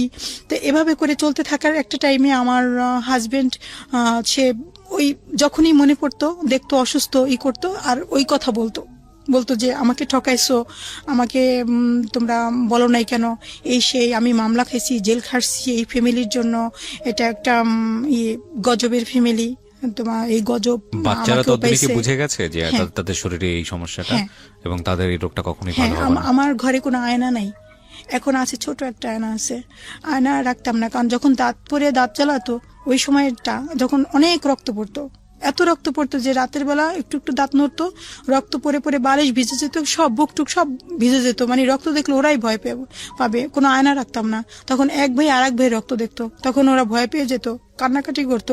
ওরা ভাবতো যে আমরা আর বাঁচবো না, আমরা হয়তো এই শেষ, মারা যাব। তো ওদেরকে ভালো করে যে বোঝানোটা, বাবা এই রোগটা হচ্ছে, এটা তোমাদের কিভাবে ফাইট করতে হবে, মনের দিক থেকে সাহস রাখতে হবে, এই জিনিসটা কি করতেন না? সে কখনোই করতেন না এটা কখনোই করতেন, কিন্তু ওদের প্রতি তার আন্তরিকতা আছে, কিন্তু এটা কখনো করতেন না। তোমরা ধৈর্য ধরো বা এই রোগটা তোমাদেরই হবে, এটার বিনিময়ে তোমরা আল্লাহর কাছে পুরস্কার পাবা, এরকম সে কখনোই সান্ত্বনা দিতেন। আমি সবসময় বলতাম ওদের। কিন্তু একটা টাইমে মানে সে আমার প্রতি এতটা ক্ষুব্ধ হয়ে গেল যে কেন এইটা, যখন মানে টাকা পয়সা হাতে না থাকলে যেটা আর কি হয়, এটা তখনই মানে যখনই টাকা অসুস্থ থাকতো, হাতে টাকা নাই, তখন মানে উল্টাপাল্টা আমাকে যা বলার তাই বলতো। কিন্তু আমি জানতাম যে এটা যেহেতু আমি এর বাহক, আমার কারণে এই সমস্যা, তখন আমি এটা সহ্য করে যেতাম। আমি তা প্রতি উত্তর করার মতো কোনো ছিল না আমার। তখন সে তার খালাতো ভাই আর ওখানে কিছু লোক আছে, ওরা একটা ক্লিনিক দেবে গ্রামের বাড়িতে। তা বলতেছি কি যে আমি একটা ক্লিনিক দেবো, তুই অন্য মানুষের ক্লিনিকে কেন চাকরি করবি, তা গ্রামে এখানে আমার ক্লিনিকে আয়, এখানে তা ধীরে ধীরে পরে ওদের নিয়ে আসিস। তো ওখানে খরচ যা 8,500 টাকা, তা আমি তোকে 10,000 টাকাই দেবো, তুই 10,000 টাকা পুরাই থাকবে। তো এই টাকাটা ওরা পাইলে ওদের জন্য উপকার হবে। তা সে করলো কি, সে আবার চলে গেল গ্রামে গিয়ে ওখানে ওই চাকরি নিল, আর আমায় বললো যে তুমি থাকো ঢাকায়। আর এরপর থেকে আমি ঢাকায় থাকা, কিন্তু তার এর মাঝে যে এই যে বনানী ক্লিনিকে চাকরি নেওয়ার আগে বেশ কিছুদিন তার চাকরি ছিল না। আবার ঢাকায় হোটেলের যে কাজ করতো, হোটেলের কাজ করার পরও তার বেশ কিছুদিন চাকরি ছিল না। এভাবে করে আমি কি বলবো, আমি বাড়ির দরজার কাছে আমি ঢেঁড়স গাছ লাগাতাম, শাক এগুলি লাগাতাম, ওগুলি বাড়ির পাশে এক ভাই আছে, সে বাজারে মাছ বিক্রি করতো, ওগুলি সবগুলি টোকায় নিয়ে তার কাছে দিতাম, ভাই এটা বিক্রি করে দেন, এটা বিক্রি করে টাকা নিয়ে আসতো, তাই দিয়ে আমি চাল কিনতাম, ডিম কিনতাম, দুধ কিনতাম। মানে এভাবে করে যে আমি যে খুঁটিনাটি কিভাবে যে সংসারে এভাবে আগলে রেখেছি, সেটা আমার আল্লাহই ভালো জানে যে আমি কত কষ্ট করে, সেই দিনগুলির কথা মনে পড়লে যে আমি অনেক কষ্ট করে শুরু থেকে আমি অনেক কষ্ট করেছি। করতেন ঢাকাতে আসাতে করতেন না? ঢাকা আসার আগে করতাম। তারপরে আমি ঢাকায় এসে ওই সেলাই কাজ করতাম। আমার হাজবেন্ড যখন চলে যায় গ্রামে, তখন এই বিভিন্ন সময় যখন হসপিটালে ব্লাড ব্যাংকে যেতে হতো, এই ইনজেকশন লাগবে, ইনজেকশনের জন্য যেতে হতো। এভাবে করে মানে সেলাই করে কোনো বাসা থেকে আমার বাসায় 4তলা 5তলা সিঁড়ি বেয়ে গিয়ে তাদের থেকে অর্ডার নিয়ে আসে, আর সেলাই করে আবার গিয়ে পৌঁছে দিতে হবে। এটা আমি প্রতিদিনই করি বলতে গেলে, প্রতিদিনই, কারণ বেশিরভাগই তারা আসে না, অনেকেই আসে না বাসায়। মানে বাসায় গিয়ে আপনি অর্ডার নিয়ে আসেন, কাজ করে বাসায় আবার পৌঁছে দিয়ে আসি আমি, এরা আসে না। তাই এইভাবে করে মানে চলতে থাকে। কিন্তু একটা টাইমে দেখেন, একটা মায়ের জন্য ওই কথাটা কতটা নির্মম। বাচ্চারা যখন বলে যে এখনই যে আমার হাজবেন্ডের আজকে 9 মাসে যাবত চাকরি নাই, সে কাজ করতেছে না, কারণ ক্লিনিকটা ছিল নতুন, ওখানে শুরু করাতে, ওখানে একদম গ্রামের ভিতর ক্লিনিকটা দিচ্ছে, ক্লিনিকে তেমন রুগী টুগি হয় না, তখন ওইটা বন্ধ। এখান থেকে আপনি গ্রামে চলে গেলেন কেন? না, বলতেছি আমার হাজবেন্ড যে গ্রামে, সে চাকরিটা কেন নাই তার বর্তমানে, যে ওই নতুন ক্লিনিক, সেখানে তার ওটা কাজ হচ্ছে না, এই জন্য ওইটা বন্ধ রেখে তার আবার একটু পরের দিকে আবার একটা ক্লিনিক করতেছে, যার কারণে এই যে মাঝের যে গ্যাপটা, ওই গ্যাপটা সে পুরোটাই বেকার, সে কিছুই করতেছে না। এই যে টাইমটা, এই টাইমে এখন আমার মনে করেন তার কাছ থেকে আমার কোনো টাকা আসতেছে না, আর এই টাইমে আমি কি করে, আমি 8,000 টাকা বাসা ভাড়া, তারপরে আমার 3টা বাচ্চা, প্লাস আমি খাবার দাবার খরচ, পড়াশোনা, তারপরে চিকিৎসা, আমি কি করে করি? মানে আমার এমন অবস্থা, এই আপার কাছ থেকে 5,000, এই আর 2,000, এমন করে তার আবার সেলাই করে করে শোধ করা, এর সেলাই করে শোধ করা, মানে এই যে একটা কঠিন পরিশ্রম। পরে আমার এই রমজানের আগে কয়েকটা আপা, কয়েকজন মিলে তারা বললো কি, আপনি পা মেশিন দিয়ে কাজ করেন, শুধুই পিঠ ব্যথা, কোমর ব্যথা, এই ঔষধ খান, বাসায় এসে দেখি আসলে খুব খারাপই লাগে, আমরা কিছু টাকা দিয়ে আপনি একটা প্লেন মেশিন কিনেন, ওই যে কারেন্টের মেশিন যেটা। তা ওরা আবার সবাই মিলে আমাকে একটা কারেন্টের মেশিন কিনে দিল। তো ওইটা তাও ধার করা টাকা, এখনো 13,650 টাকা পাওনা আছে, মানে এই টাকার শোধ করিনি আমি, বাকি টাকাটা একটু করে সেলাই করে করে আমি শোধ করেছি, এখন ওই টাকাটা আবার পাবে ওরা। তারপরে আমার এভাবে করে করে চলতে থাকে। আমি সবসময় টেনশনে থাকি, আমার বাসা ভাড়া আমি কিভাবে দেবো, আমি বাসা ভাড়াটা আমি কিভাবে দেবো, মাস আসলে, যেমন আজকে মাস 3 তারিখ, আমি কি করে বাসা ভাড়াটা ম্যানেজ করব? তো এভাবে করে বাচ্চারা আসে সন্ধ্যার পরে, বলে আম্মু খাবার কিছু আছে? ভাই আমি কি বলবো, আমি তখন বলি বাবা আমার ঘরে তখন কিছু খাবার নাই, আমার বাচ্চারা মানে হিমোফিলিয়া, জানি না ওদের আল্লাহ কতদিন বাঁচিয়ে রেখে, আমি মা হয়ে যখন বলি যে আমার ঘরে কোনো খাবার নাই, আমার এত কষ্ট লাগে, অনেক খারাপ লাগে যে আমি বাচ্চাদের ঠিক মতো খাবার দিতে পারি না। আমার এখানে কাগজপত্র এর ভিতরে আছে, আপনি দেখবেন, আমি ওখানে কাউন্সিলের বাসায় দিনের পর দিন গিয়ে গেটের কাছে দাঁড়ায় থাকি, ভাইয়া আমার বাচ্চার বেতনের মওকুফ করার জন্য একটু সুপারিশ করেন, প্রিন্সিপাল স্যার ভর্তি করতে পারতেছে না, ভর্তি নিচ্ছে না, আমার ছেলের বেতন মওকুফের জন্য একটু সুপারিশ করেন। আমি কাউন্সিলরের বাসায়, এর বাসায়, ওর বাসায়, কত মানুষ, তাদের কাছে গিয়ে গিয়ে বলে আমার বাচ্চাকে একটু পড়ো, যদি একটু ফ্রি পড়তো, একটু ফ্রি পড়ার সুযোগ পেত, আমার অনেক উপকার হতো। এভাবে আমার এখানে সেই সমস্ত ডকুমেন্ট অনেক আছে কি, অনলি ফর টুডে, মানে একদিনের অনুমতি দিত স্যার, একদিনের অনুমতি দিত। বাচ্চারা কি করতো, পরীক্ষা শুরু হওয়ার 2 ঘন্টা আগে চলে যেত, গিয়ে বলতো আম্মু স্যারকে যদি না পাই তাহলে পরীক্ষা দিতে পারবো না, স্যারে পায় না, বাসায় চলে যায়, স্যার আমাকে আর একদিনের অনুমতি দেন। আম্মু আবার টাকা ম্যানেজ করে আবার টাকা দিয়ে দেবে স্কুলে। আমার কাছে এই এতখানি গাদি করা যায়, অনলি ফর টুডে, এরকম অনুমতির অভাব নেই। এই অনলি ফর টুডেটা কি আমি বুঝি, মানে আজকের জন্যই শুধু, আচ্ছা, মানে আজকের জন্যই অনুমতি দিলাম, কালকে আবার অনুমতি ছাড়া পরীক্ষা দেওয়া যাবে না, বা টাকা না দিলে পরীক্ষা দিতে দেবো না। মানে ক্লাস পরীক্ষা, যে প্রথম সাময়িক পরীক্ষা, টিউটোরিয়াল পরীক্ষা, এই পরীক্ষাটাও মানে স্কুলে তো বকেয়া দিতে পারে না, হ্যাঁ ফি দিতে পারতাম না, এটার জন্য মানে আমার অনেক খারাপ লাগতো। ওকে এসএসসি দিয়েছে? হ্যাঁ, সেটা আরো মর্মান্তিক ঘটনা। এই 19 সালের পরীক্ষার্থী আমার ছেলে, বড় ছেলে, ও পরীক্ষা দিচ্ছে, পরীক্ষা ভালোভাবে দিচ্ছিল, ক্লাসে খুব ভালো ছিল। আমার মেজর ছেলেটাও, আমি সব কাগজপত্র আছে, ক্লাসে গত এইটা ছিল 3, এখন ক্লাসে 5 রোল, সায়েন্স নিয়ে পড়তেছিল। আমার ছেলে পরীক্ষা দিচ্ছে, আইসিটি পরীক্ষা, 25 নম্বরের পরীক্ষা, যেটা 25 মিনিটের পরীক্ষা। আইসিটি পরীক্ষার দিন সকালবেলা ওকে আমি তুলতেছি, বলতেছি কি আব্বু পরীক্ষা দিতে যাবা?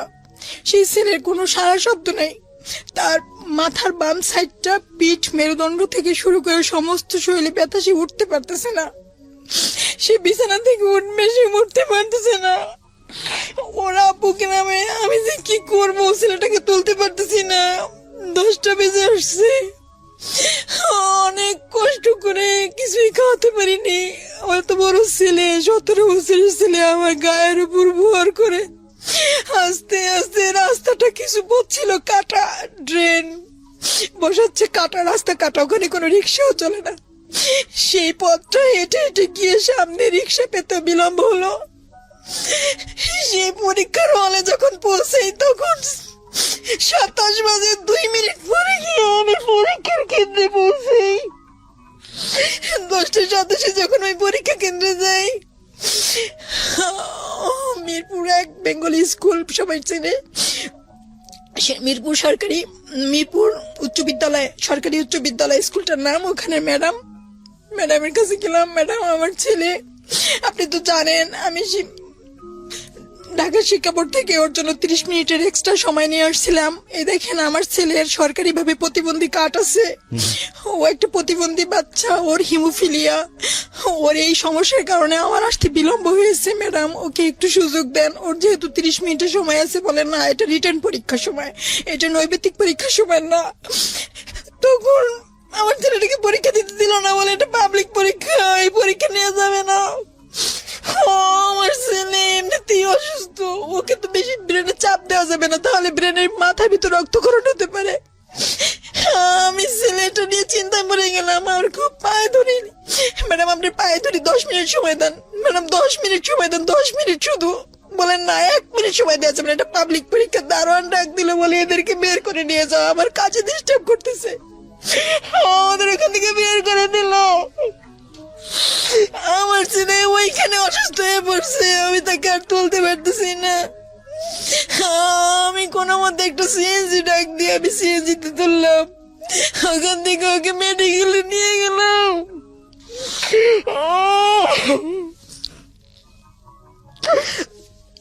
মেডিকেলে নিয়ে আমার কাছে টাকা ছিল না, একজনকে বললাম আমার নাম্বারটা বিকাশ করা আছে, প্লিজ কিছু টাকা দেন।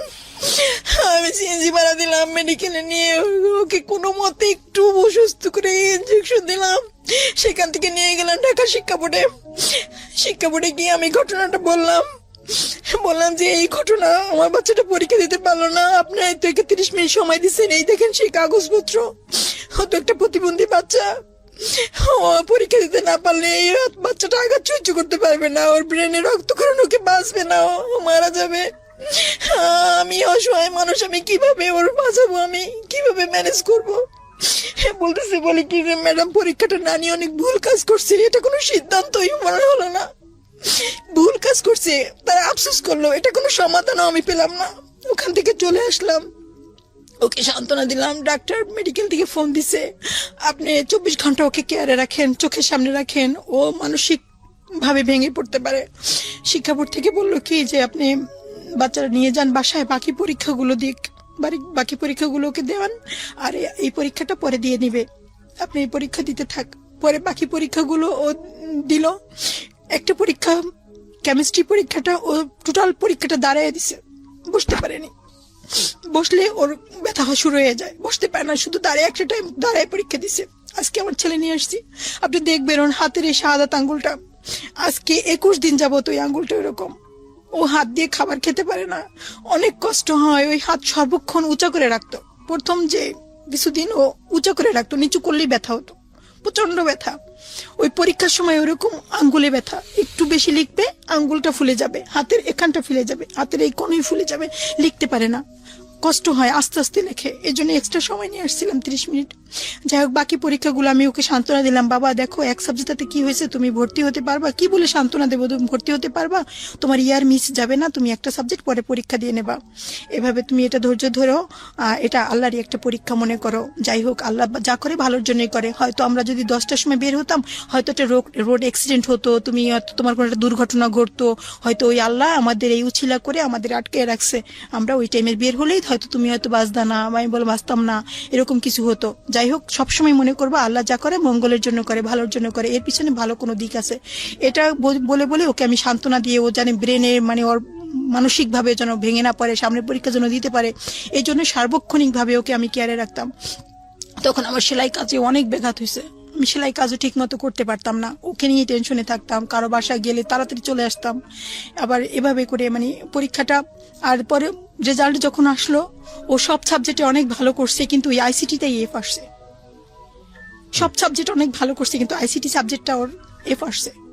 অনেক খারাপ লাগছে। পরবর্তীতে দেখি আমি চেষ্টা করছিলাম যে কোথাও ভর্তি করতে পারি কিনা। ওকে ফেল মানে পাস করলো না?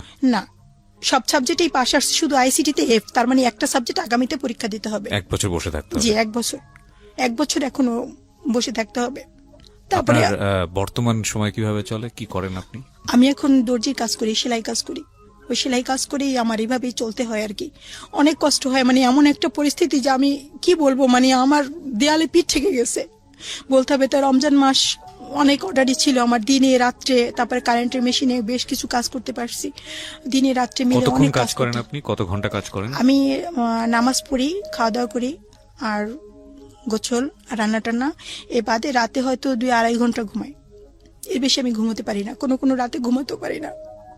এত কাজ করি যে পাশের বাসায় লোকজন এসে মানে ভাবিরা এসে বলে যে আপনি তো মারা যাবেন, আপনি তো বাঁচবেন না, আপনি নিচে সুস্থ থাকতে হবে, এত কাজ করেন কি করে, এত কাজ করেন কি করে, মানে আমার এত কাজ করতে হয়। আমাকে অর্ডার দেয় মানুষের চতুর্দিক থেকে, অর্ডারেও দেয় যে আরে মহিলাটা এত কষ্ট করে, তাও অন্য কোথাও দেবো না, একেই দিই। বাট কুলায় উঠতে পারেন না? না, কুলায় উঠতে পারি না, আমার অনেক কাজ আসে, অনেক অর্ডারই আসে, কিন্তু আমি করতে পারি না। সবাই চেষ্টা করে যে আমাকে হেল্প করবে, সেলাই। আপনি আমি কি ধরনের কাজ করেন? এই বোরকা সেলাই করেন? হ্যাঁ, এই বোরকা আমারই সেলাই করা। এই আপনি বোরকা যেটা পরে আছেন? হ্যাঁ জি, এটা আমার সেলাই করা। আমি বোরকা সেলাই করি, নামাজের হিজাব, তারপরে 3 পিস, এগুলো সেলাই করে হ্যাঁ করে ব্লাউজ, পেটিকোট, মহিলাদের যে পোশাক। আর আপনার জামাই এখন গ্রামে আছে? হ্যাঁ, উনি গ্রামে আছে। উনি আমাকে রমজানের পরে ক্লিনিকটা চালু হবে একবার বলছিলেন, তারপরে আবার এখন বলতেছে এই 1 তারিখে, মানে আগস্টের 1 তারিখে মানে ক্লিনিকটা চালু হবে বললো। তো গতকালকে আবার বললো যে ঈদের পরে, এখনো কিছু কাজ বাকি আছে, ওয়ারিং এর কাজ টাজ কিছু বাকি আছে, ঈদের পরে চালু হবে। বাসার খাবার দাবার নিয়ে যদি জিজ্ঞেস করি, আমি কোশ্চেনটা এই কারণে করতেছি, সামনে তো কোরবানির ঈদ, কি একটা ওয়ার্ড কোশ্চেন হয়ে যায়, কিন্তু আমি করছি সিচুয়েশনটা বোঝানোর জন্য। আপনার ফ্যামিলিতে আমিষের পরিমাণ, মানে লাইক থাকে না মাছ মাংস যেটার প্রয়োজন হয়, এগুলো কি আপনি দিতে পারেন আপনার আয় সামর্থ্য অনুযায়ী আপনার সন্তান? কখনোই না। এমন এমন মাস আছে, একটা মাসে আমি ছোট ছোট যে মাছগুলি, আমি আসলে কিভাবে কথাটা বলবো, আমি এভাবে আমি আসলে এমন একটা পরিস্থিতি। ভদ্রমহিলা মাস্টার্স পাস, হ্যাঁ, ওনার ভিতর থেকে উনি যে কথাগুলো বের করছেন আপনাদের জন্য, সেটা ওনার জায়গা থেকে উনি বোঝেন আসলে। এটা লজ্জার ওনার জন্য, খুবই আমার খুব খারাপ, নিরুপায় হয়ে। কারণ এর মাঝে আমি একটা চাকরি নিয়েছিলাম মণিপুরে ক্যাডেট মাদ্রাসায়। একবার আমি চাকরি, আমার হাজবেন্ড গ্রামে চলে গেছে, তারপরে চাকরি নিলাম। তখন ওখানে আমার ক্লাস 10টা থেকে 2:30 পর্যন্ত ওখানে ক্লাস আমার। তো ওই টাইমটা ভাবছিলাম কি, ওই টাইমটা আমি ক্লাস নেব এবং ওখানে কিছু স্টুডেন্ট আছে তাদের থেকেও কিছু অর্ডার নেব, আমার আরেকটু হেল্প হবে, বা 2-1টা টিউশনি যদি ঢাকায় ভিতরে পাই, তো আমি তাহলে আর টিউশনি করাবো, আমি সেলাই কাজ আর অতটা করবো না, কারণ আমার অনেক কষ্ট হয়ে যায়, রাতে ঘুমোতে পারি না, যে টিউশনি করব আর চাকরি করব, এটা একটা সিদ্ধান্ত নিলাম একটা টাইমে। পরবর্তীতে আমার এক সময় আমার বড় ছেলেটা প্রচন্ড জ্বর, আর 2 পায়ের গোড়ালি ফুলে গেছে, রক্তক্ষরণ হয়ে 2 পায়ের গোড়ালিটা একদম টোটালও দাঁড়াতেই পারে না আমার বড় ছেলেটা। আর মেজো ছেলেটা ওই স্কুলে যাবে, ওই স্কুলে গেছে, সামনে ওর পরীক্ষা, ওই স্কুলে গেছে। ও মোটামুটি তখন একটু সুস্থ ছিল। আর ছোট বাচ্চাটা আমার সাথে নিয়ে গেছি, মাদ্রাসায় গেলাম, প্রচন্ড জ্বর, পায়ের গোড়ালি ফুলে গেছে, একদমই দাঁড়াতে পারে না। তখন বাহির দিয়ে তালা মেরে রেখে গেছি, কারণ ও তো দরজা খুলতে পারবে না, আমি এসে দরজা নক করলে ও তো খুলতে পারবে না। তখন বাহির দিয়ে তালা মেরে রেখে আমি মাদ্রাসা চলে গেছি এবং ওর খাটের পাশে ওর খাবারের পানি রেখে গেছি, প্রস্রাব করবে, পায়খানা করবে, মানে যা কিছু সব টোটাল জিনিস ওর খাটের পাশ দিয়ে রেখে গেছি, যে তোমার যখন এটাই হবে, তুমি এটা পায়খানা আসলে, প্রস্রাব আসলে বা খাবার খাওয়ার মন চলে, এগুলি খাবা, এখানে থাক, এভাবে রেখে আমি ওকে বাইরে দিয়ে তালা মেরে রেখে চলে গেছি। তো আমি ওই দিন একটু আগেই চলে আসছি, আমি 1:30, যেখানে 2:30 বাজে আমি 2:45 চলে আসবো, 3টায় আসবো বাসায়, সেখানে আমি 1:30 বাজে চলে আসছি। এসে দরজাটা খুলে দেখি আমার ছেলের সেন্স নাই, বড় ছেলেটা সে অজ্ঞান হয়ে আছে এবং বমি করেছে, বমি করে সেই বিছানার ভিতর বমি করে বমির ভিতরে শুয়ে আছে এবং তার কোনো সেন্স নেই। তার মানে আপনি বোঝাতে চাচ্ছেন যে আসলে আপনার দ্বারা জবটা করা সম্ভব ছিল না। তখন সে মানে বমি করে, মানে ওই বমির ভিতরে শুয়ে আছে এবং তার কোনো সেন্স নাই। আমি ভাবছি ঘুমে আছে, সেই ঘুমের ভিতরে মানে এমন একটা পর্যায়ে সে অনেক ডাকাডাকি করলাম, মাথায় পানি দিলাম, তারপরে বমিটা ওই চাদর টাদর সরাই আমি শুকনা জায়গায় নিয়ে আসলাম। পরে আমি তো তখন মানে তখন আমি এতটা জ্বর ছিল ওর, আমি কি বলবো, তখন আমি ফোন দিলাম মাদ্রাসায় প্রিন্সিপাল স্যারের ওয়াইফ, যে ম্যাডামের কাছে ফোন দিলাম, ফোন দিয়ে বললাম যে ম্যাডাম আমাকে মাফ করবেন, আমি আসলে চাকরি ছাড়ার আগে কয়েকদিন আগে তো বলতে হয়, কিন্তু আমি পারলাম না বলতে। আপনারা তো জানেন আমার ছেলেদের এই সমস্যা, আমার ছেলের এই ঘটনা হয়েছে। আমি বুঝতে পেরেছি, আমরা আমাদের লিসনাররাও যারা দেখছেন তারাও বুঝতে পেরেছেন আপনার পক্ষে জব করা সম্ভব না। আপনার মাস্টার্স আপনি করেছেন কোন সাবজেক্টে? পলিটিক্যাল সায়েন্সে। কোথা থেকে পড়েছেন আপনি? কালকিনি কলেজ থেকে। আপনার যে প্রশ্নটা আমার ছিল, যে আপনার পরিবারের আমিষের ঘাটতি পূরণের সুযোগ হয় না আপনাদের? কখনোই হয় না। খুব ভয়ঙ্কর একটা অবস্থা প্রিয় শ্রোতা, মানে আমার জায়গা থেকে বলার মতো কিছু নাই। আমি আপনাদেরকে এই বাচ্চাদেরকে এখন একটু দেখাতে চাই ভিডিওতে, ওরা আমার সঙ্গে এখনই যুক্ত হবে এবং ওদের সাথে আমরা কথা বলবো। নাথিং টু ডু, কজ যেখানে সৃষ্টিকর্তা আমাদেরকে এভাবে চুজ করেছেন যে কারো শরীরে হিমোফিলিয়া বি থাকবে, কারো শরীরে হিমোফিলিয়া এ থাকবে, কারোর সাথে ক্যান্সার থাকবে। ছোটবেলায় আমরা পড়েছিলাম একটা কথা, সবসময় যেটা বলি, যে উনি প্রশ্ন করবেন যে আমি তো ক্ষুধার্ত ছিলাম, তুমি আমাকে খাবার দাওনি, আমি তো নিদ্রাহীন ছিলাম, তুমি আমাকে ঘুমোর সুযোগ দাওনি, এরকম একটা প্রশ্ন ছিল। আমি জানি না, ধর্ম ক্লাসে বোধহয় পড়েছিলাম। তো তারপরে বান্দার জায়গা থেকে বলা হবে যে আপনি তো সৃষ্টিকর্তা, আপনার কখনোই এসব প্রয়োজন হয় না। তখন তিনি বলবেন যে না, তোমার পাশের মানুষটা ক্ষুধার্ত ছিল, তুমি তাকে খাবার দাও নাই। তোমার পাশের মানুষটার এই প্রয়োজন ছিল, তুমি তাকে দাও নাই। তুমি তাকে দাও নাই মানে আমাকে করনি, তুমি তাকে সেবা দাও করনি মানে আমাকে সেবা করনি। আমি জানি না, আমি প্রপার হাদিসটা জানি না, বাট এই গল্পটা আমার মনে আছে। তো সেই জায়গা থেকে আমার কাছে মনে হয় যে যারা হিমোফিলিয়া বি বা অন্যান্য সমস্যার মধ্যে আছেন, বা যে কোনো সমস্যার মধ্যেই আছেন না কেন, এই সমস্যাটা শুধু তাদের সমস্যা না, এই সমস্যাটা আমাদেরও সমস্যা। কারণ এটার জবাব আমাদেরকে ভবিষ্যতে দিতে হবে যদি আপনি ধর্ম বিশ্বাস করেন। আপনার চারপাশে যে মানুষগুলো আছে তারা যদি কোনো সমস্যায় থাকেন এবং সেখানে যদি আপনার কিছু করার থাকে, কিছু বলতে আমি শুধু বলছি না আর্থিক সাহায্য, সেখানে যদি দুটো কথা বলে আপনার সাহায্য করার থাকে, তাদের পাশে দাঁড়িয়ে যদি সাহায্য করার থাকে, যদি কিছু করার নাই থাকে তাহলে আল্লাহর কাছে হাত তুলে যদি মোনাজাত করার থাকে, তো অতটুকুই করতে হবে আপনাকে। এবং এটা হবে, এটা আপনার দায়িত্ব। এটা যদি আপনি ধর্ম বিশ্বাস করেন সেই জায়গা থেকে দায়িত্ব। যদি মানবিকতার জায়গা থেকে আসি, যদি মানুষ হিসেবে আমরা দায়িত্ব বলি, তাহলে সেটা একটা দায়িত্ব। তো সেই জায়গাটা থেকে পার পাওয়ার আসলে কোনো সুযোগ নাই।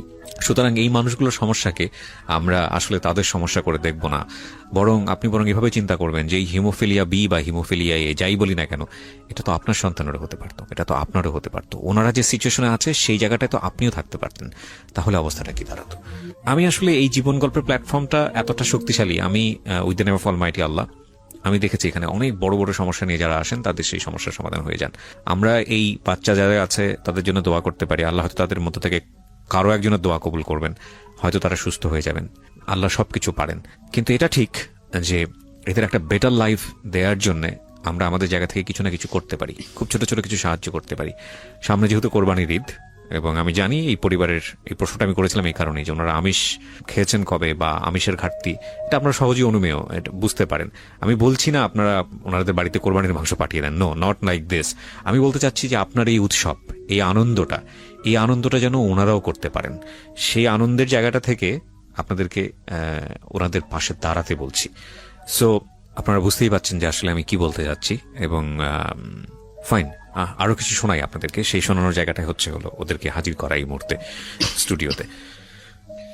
ওকে, প্রিয় শ্রোতা এবং দর্শক, কাজ এখন এই পার্টটা হলো বেসিক্যালি যারা দেখতে চান ওদেরকে ইউটিউবে, তাদের জন্য, এবং একই সাথে যারা শুনছেন তাদেরকে আমি বলবো চলে আসার জন্য ইউটিউব চ্যানেলে www.youtube.com/RJKebriafm, RJKEBRIAFM চ্যানেলটি। ওখানে গেলে আপনারা এই ছোট্ট ভিডিওটা দেখতে পাবেন। পুরো পরিবারটা এখানে আছে। সো একটু ওদের সঙ্গে আমি কথা বলি। তুমি হচ্ছে সবার বড়, ওর নাম হচ্ছে সিয়াম। হ্যাঁ, তুমি একটু মাইক্রোফোনটা নাও। সিয়াম তো তোমার নাম? ওকে, সিয়ামের পরে হচ্ছে মেজো, ওর নাম? আমার নাম শাওয়াল। ওকে, সিয়াম এবং শাওয়াল। আর ও হচ্ছে রিফাত, রাফিন। 3 ভাই তোমরা। সো কিউট ওরা, মাশাআল্লাহ, ওদেরকে দেখলে বুঝতে পারবেন। আচ্ছা, আপনি সিয়ামের হাতে দেন মাইক্রোফোনটা। সিয়াম, সো ইজি, মানে তোমার সম্পর্কে একটু আমি জিজ্ঞেস করবো, it's not a tough question. সেটা হচ্ছে যে তোমরা 2 ভাই যেই ডিজিজে আক্রান্ত সেটা সম্পর্কে তোমরা জানো তো, মানে পুরো বিষয়টাই জানো? জানি, হিমোফিলিয়া ছোটবেলা থেকেই আমরা আক্রান্ত, তাই জানা আছে। এবং তোমার মা আজকে যে কষ্টগুলোর কথা বললো সেটা হয়তো তোমরা এই মুহূর্তে শুনতে পাবে না, পরবর্তীতে শুনতে পারবা, কারণ তোমাদেরকে স্টুডিওর বাইরে রাখা হয়েছিল। তুমি পরীক্ষা দিতে পারোনি, আমি লাস্ট যেটা শুনলাম, এটা অত্যন্ত দুঃখজনক। আমার একটা সাবজেক্টের কারণে তোমার এটা হয় নাই, এবং হোপসো পরের বছর দিবা, এটা পজিটিভলি সেটা বলতে চাই। লাস্ট কবে এরকম হয়েছে, মানে এই ব্লাড পড়া? আমার লাস্ট না, প্রায় দিনই হয়। যেমন এই যে আমি ঘুমাইতে পারি না, আমার আঙুলে ভাঙা গেছে মেবি। আমি আসার সময় এই যে অন দা ওয়েতে ছিলাম, তখন আমি হাত দিয়ে দেখতেছি যে এই জায়গায় আর কি কালো কালো ফোলার মতন হয়ে গেছে। হ্যাঁ, অনেকদিন যাবত আমি রাতে ঘুমাইতে পারি না। ফজরের নামাজ পড়ি, রাতে ঘুমাইতে পারি না। রাত হাত উঁচা করে রাখি, বাট উঁচা করে আর কতক্ষণ রাখবো, এই জায়গায় তো সমস্যা হইতে পারে। পুরা হাত একবার অবশ হয়ে যায়। আমার মাজায়ও ব্যথা হয়েছিল, এখনো এই জায়গাটা অবশ। এই হাতের কনুইটাও এরকম ফুলা, এই হাতের কনুইটাও ফুলা, এরকম পাও আমার আছে। মাই গুডনেস, কনুইটা একটু দেখো তো স্ক্রিনে, যতটুকু আসে আর কি, আপনারা দেখলে বুঝবেন এটা কিন্তু ফোলা। হ্যাঁ, আচ্ছা, ফুলা আছে, পাও আছে। আমার একটা এক জয়েন্টে প্রবলেম হওয়ার পরেই আবার আরেক জয়েন্টে অটোমেটিক প্রবলেম হয়। মানে তোমার তো তাহলে খেলাধুলা হয়নি সারা জীবন? কোনো খেলাধুলাই অফ, টোটালি।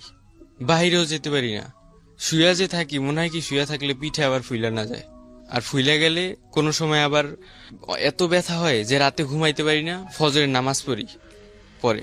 কোনো সময় এত মাশাআল্লাহ, হ্যাঁ। পেইন হয়, কোনো সময় এত পেইন হয় যে এই যে ঠান্ডা পানি দেই 2 মিনিট পর আবারও যে ঠান্ডা পানি দিতে হয়, একটু ঘুমাইতে পারি না, আচ্ছা, কোন রাতে ঘুমাইতে পারি না, খুব পেইন, জোরে মনে হয় কি কাইটা ফেলি অঙ্গ, কি করবো আমি ভাইবা পারতেছি না।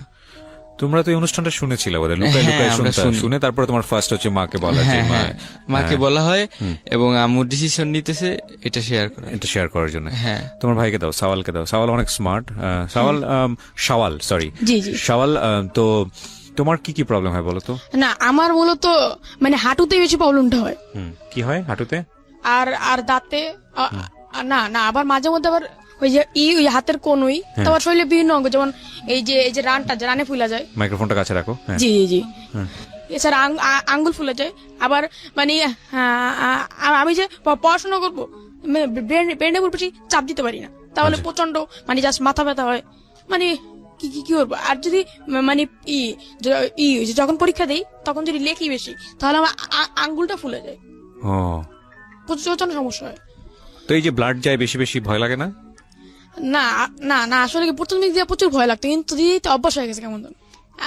আসলে বলতে খুবই খারাপ শোনায়, বাট এটা বলতে বাধ্য হচ্ছি। না ঠিক আছে, তুমি ওর মতো করেই বলবা, সমস্যা নাই। জি। মানে দেখতে দেখতে অভ্যস্ত হয়ে গেছে যে হ্যাঁ, ব্লাড। না মানে পুরো অভ্যস্ত হয়ে গেছি। আল্লাহ বাঁচাক, আল্লাহ বাঁচাক। ও হ্যাঁ হ্যাঁ হ্যাঁ, বলো নিজেরটা। আমি এখন ব্লাড দিতে দিতে এখন আম্মু দেয় যে আমি তাকাই থাকি, আমি হাসি ব্লাড দেওয়ার সময়। এখন গতবার এই যে আমার আঙ্গুল ফুলে গেছে, ডান হাতে ব্লাড দিছি। এখন আমি চিন্তা করতেছি আম্মু আর কত দিবে, আমার তো নিজেরও শিখতে হয়, কারণ আম্মু তো একসময় থাকবে না, আমার নিজেরটা নিজেই দিতে হবে। এই জন্য নিজেরটা নিজেই ট্রাই করলাম। তোমার রক্তের গ্রুপ কি? ও পজিটিভ। এটা পাওয়া তো ডিফিকাল্ট। হ্যাঁ, খুব ডিফিকাল্ট। ওরটা ও পজিটিভ। আমার বাবা এন্ড আমার ছোট ভাইটাও পজিটিভ। ও পজিটিভ। হ্যাঁ, খুব ডিফিকাল্ট পাওয়া, আর গ্রামে তো পাওয়া যাচ্ছেই না, তাই অনেক কষ্টে ঢাকায় থাকি। আম্মু যে কখনো কি খুব বিব্রতকর অবস্থার মধ্যে পড়ছো রাস্তাঘাটে হঠাৎ করে? প্রচুর বিব্রতকর অবস্থায় পড়ছি। যেমন আমার পরীক্ষার আগে কোচিং এ যেতে হবে, কিন্তু আমি যাইতে পারতেছি না। লাস্ট টাইম বাসায় বসে পড়ি, কি করব, লাস্টে ওরকম খোরাইতে যাই কোচিং এ যা কিছু করি, বাট অনেক এই বিষয়গুলো না আসলে এক্সপ্লেন করার মতো না। ওর বয়সের বাচ্চারা যেটা হয় একটু মারামারি করে, ওর বয়সের বাচ্চারা যেটা একটু দুষ্টুমি করে, ওকে প্রত্যেক মুহূর্তে চিন্তা করতে হয়। আমি যে ফ্রেন্ডের সাথে ভেবে মিশবো, কেউ যদি একটা জোরে আমার শরীরটা ধরে ফেলে, কেউ যদি একটা ঘুষি দিয়ে ফেলে, কেউ যদি আর কিছু, আমি তো বিপদে পড়ে যাবো। তোমাকে এগুলো চিন্তা করতে হয় না প্রত্যেকটা মুহূর্তে? প্রতিনিয়ত চিন্তা করতে হয়। তাও কোন সময় যে কোথাও লাইগা যে ফুইলা যায়, আমি নিজেও ভাইবা পাই না। যারা দেখছেন তাদের কাছে শুধু একটাই মিনতি, সেটা হচ্ছে আমি সবসময় বলি আপনাদেরকে যে you guys are power to me. Because এই যে একটু আগে বলছিলাম না যে কোরবানি ঈদটা হচ্ছে কি আনন্দ ভাগাভাগি, এবং এই আনন্দটা কি, আমি বলছি না আপনাদেরকে যে আপনার জায়গাটা থেকে ওদের জন্য অনেক বড় কিছু করার জন্য, আমি বরং এটা বলছি যে আপনার আনন্দ থেকে ওদের জন্য কিছুটা আনন্দ শেয়ার করুন, এবং ওদের অন্তত একটা নিশ্চয়তা হোক, ওরা অন্তত 2-4-5 বছর একটু সুন্দরভাবে জীবনযাপন করতে পারুক, ওদের অন্তত একটা ভালো কর্মসংস্থানের ব্যবস্থা হোক, বিশেষ করে ওর মার কিংবা ওর বাবার, এবং একটা অন্তত নিশ্চয়তা হোক এই জায়গাটা থেকে যে 2 সন্তানের যদি কখনো এরকম বড় ধরনের একটা প্রবলেমে পড়ে যায়, লাইক একটা ইঞ্জেকশন কিনতে হচ্ছে বা ওদের একটা ভালো ট্রিটমেন্ট দরকার হচ্ছে, ওই ট্রিটমেন্টের ব্যবস্থাটা যেন ওর বাপ মা ওদেরকে করতে পারে। তো আসুন আমরা ওদের পাশে দাঁড়াই, শুধু এতটুকুই বলবো। এই অনুষ্ঠানে ওদের নাম্বার দেয়া থাকবে। আপনাদের কি কোনো নাম্বার আছে, বিকাশ নাম্বার? একটু নাম্বারটা একটু ওনার, জি। আচ্ছা, একটু আমি তার নাম্বারটা দেওয়ার আগে একটু জিজ্ঞেস করি, এই নাম্বারটা কি কি করা আছে? একটাই নাম্বার নাকি অনেকগুলো নাম্বার? একটু কাছে নেন, মাইক্রোফোনটা কাছে নেন। একটাই মাত্র নাম্বার? একটা নাম্বারের একটা বড় সমস্যা হচ্ছে যে এখানে অনেকে যে হেল্পটা পাঠাবেন সেটা লিমিট ক্রস করে গেলে এটাতে আসলে খুব ভালো অ্যামাউন্ট আসে না। তো আমি আপনাকে রিকোয়েস্ট করবো যে আরো 2-1টা নাম্বার যদি সম্ভব হয় পরবর্তীতে ভিডিওতে আমি দিয়ে দিব, সেখানেও আপনি দিবেন। আমি এখানে প্রিয় শ্রোতা, একটা নাম্বার আপাতত আছে আমার এই ভিডিওতে, হয়তোবা আমি যখন এডিট করে এটা প্রচার করব তখন আরো 2-3টা নাম্বার যুক্ত হতে পারে, এবং সেটা আপনার নামই হতে হবে বা আপনার হাজবেন্ডের নামই হতে হবে। সো আপনি আপাতত যে নাম্বারটা আছে সেখানে কি কি অ্যাক্টিভ করা আছে? শুধু বিকাশ, আর অন্য কোনো কিছু অ্যাক্টিভ করা নেই? ওকে, তারপর আপনি বলেন, হ্যাঁ আপনার মুখেই বলেন।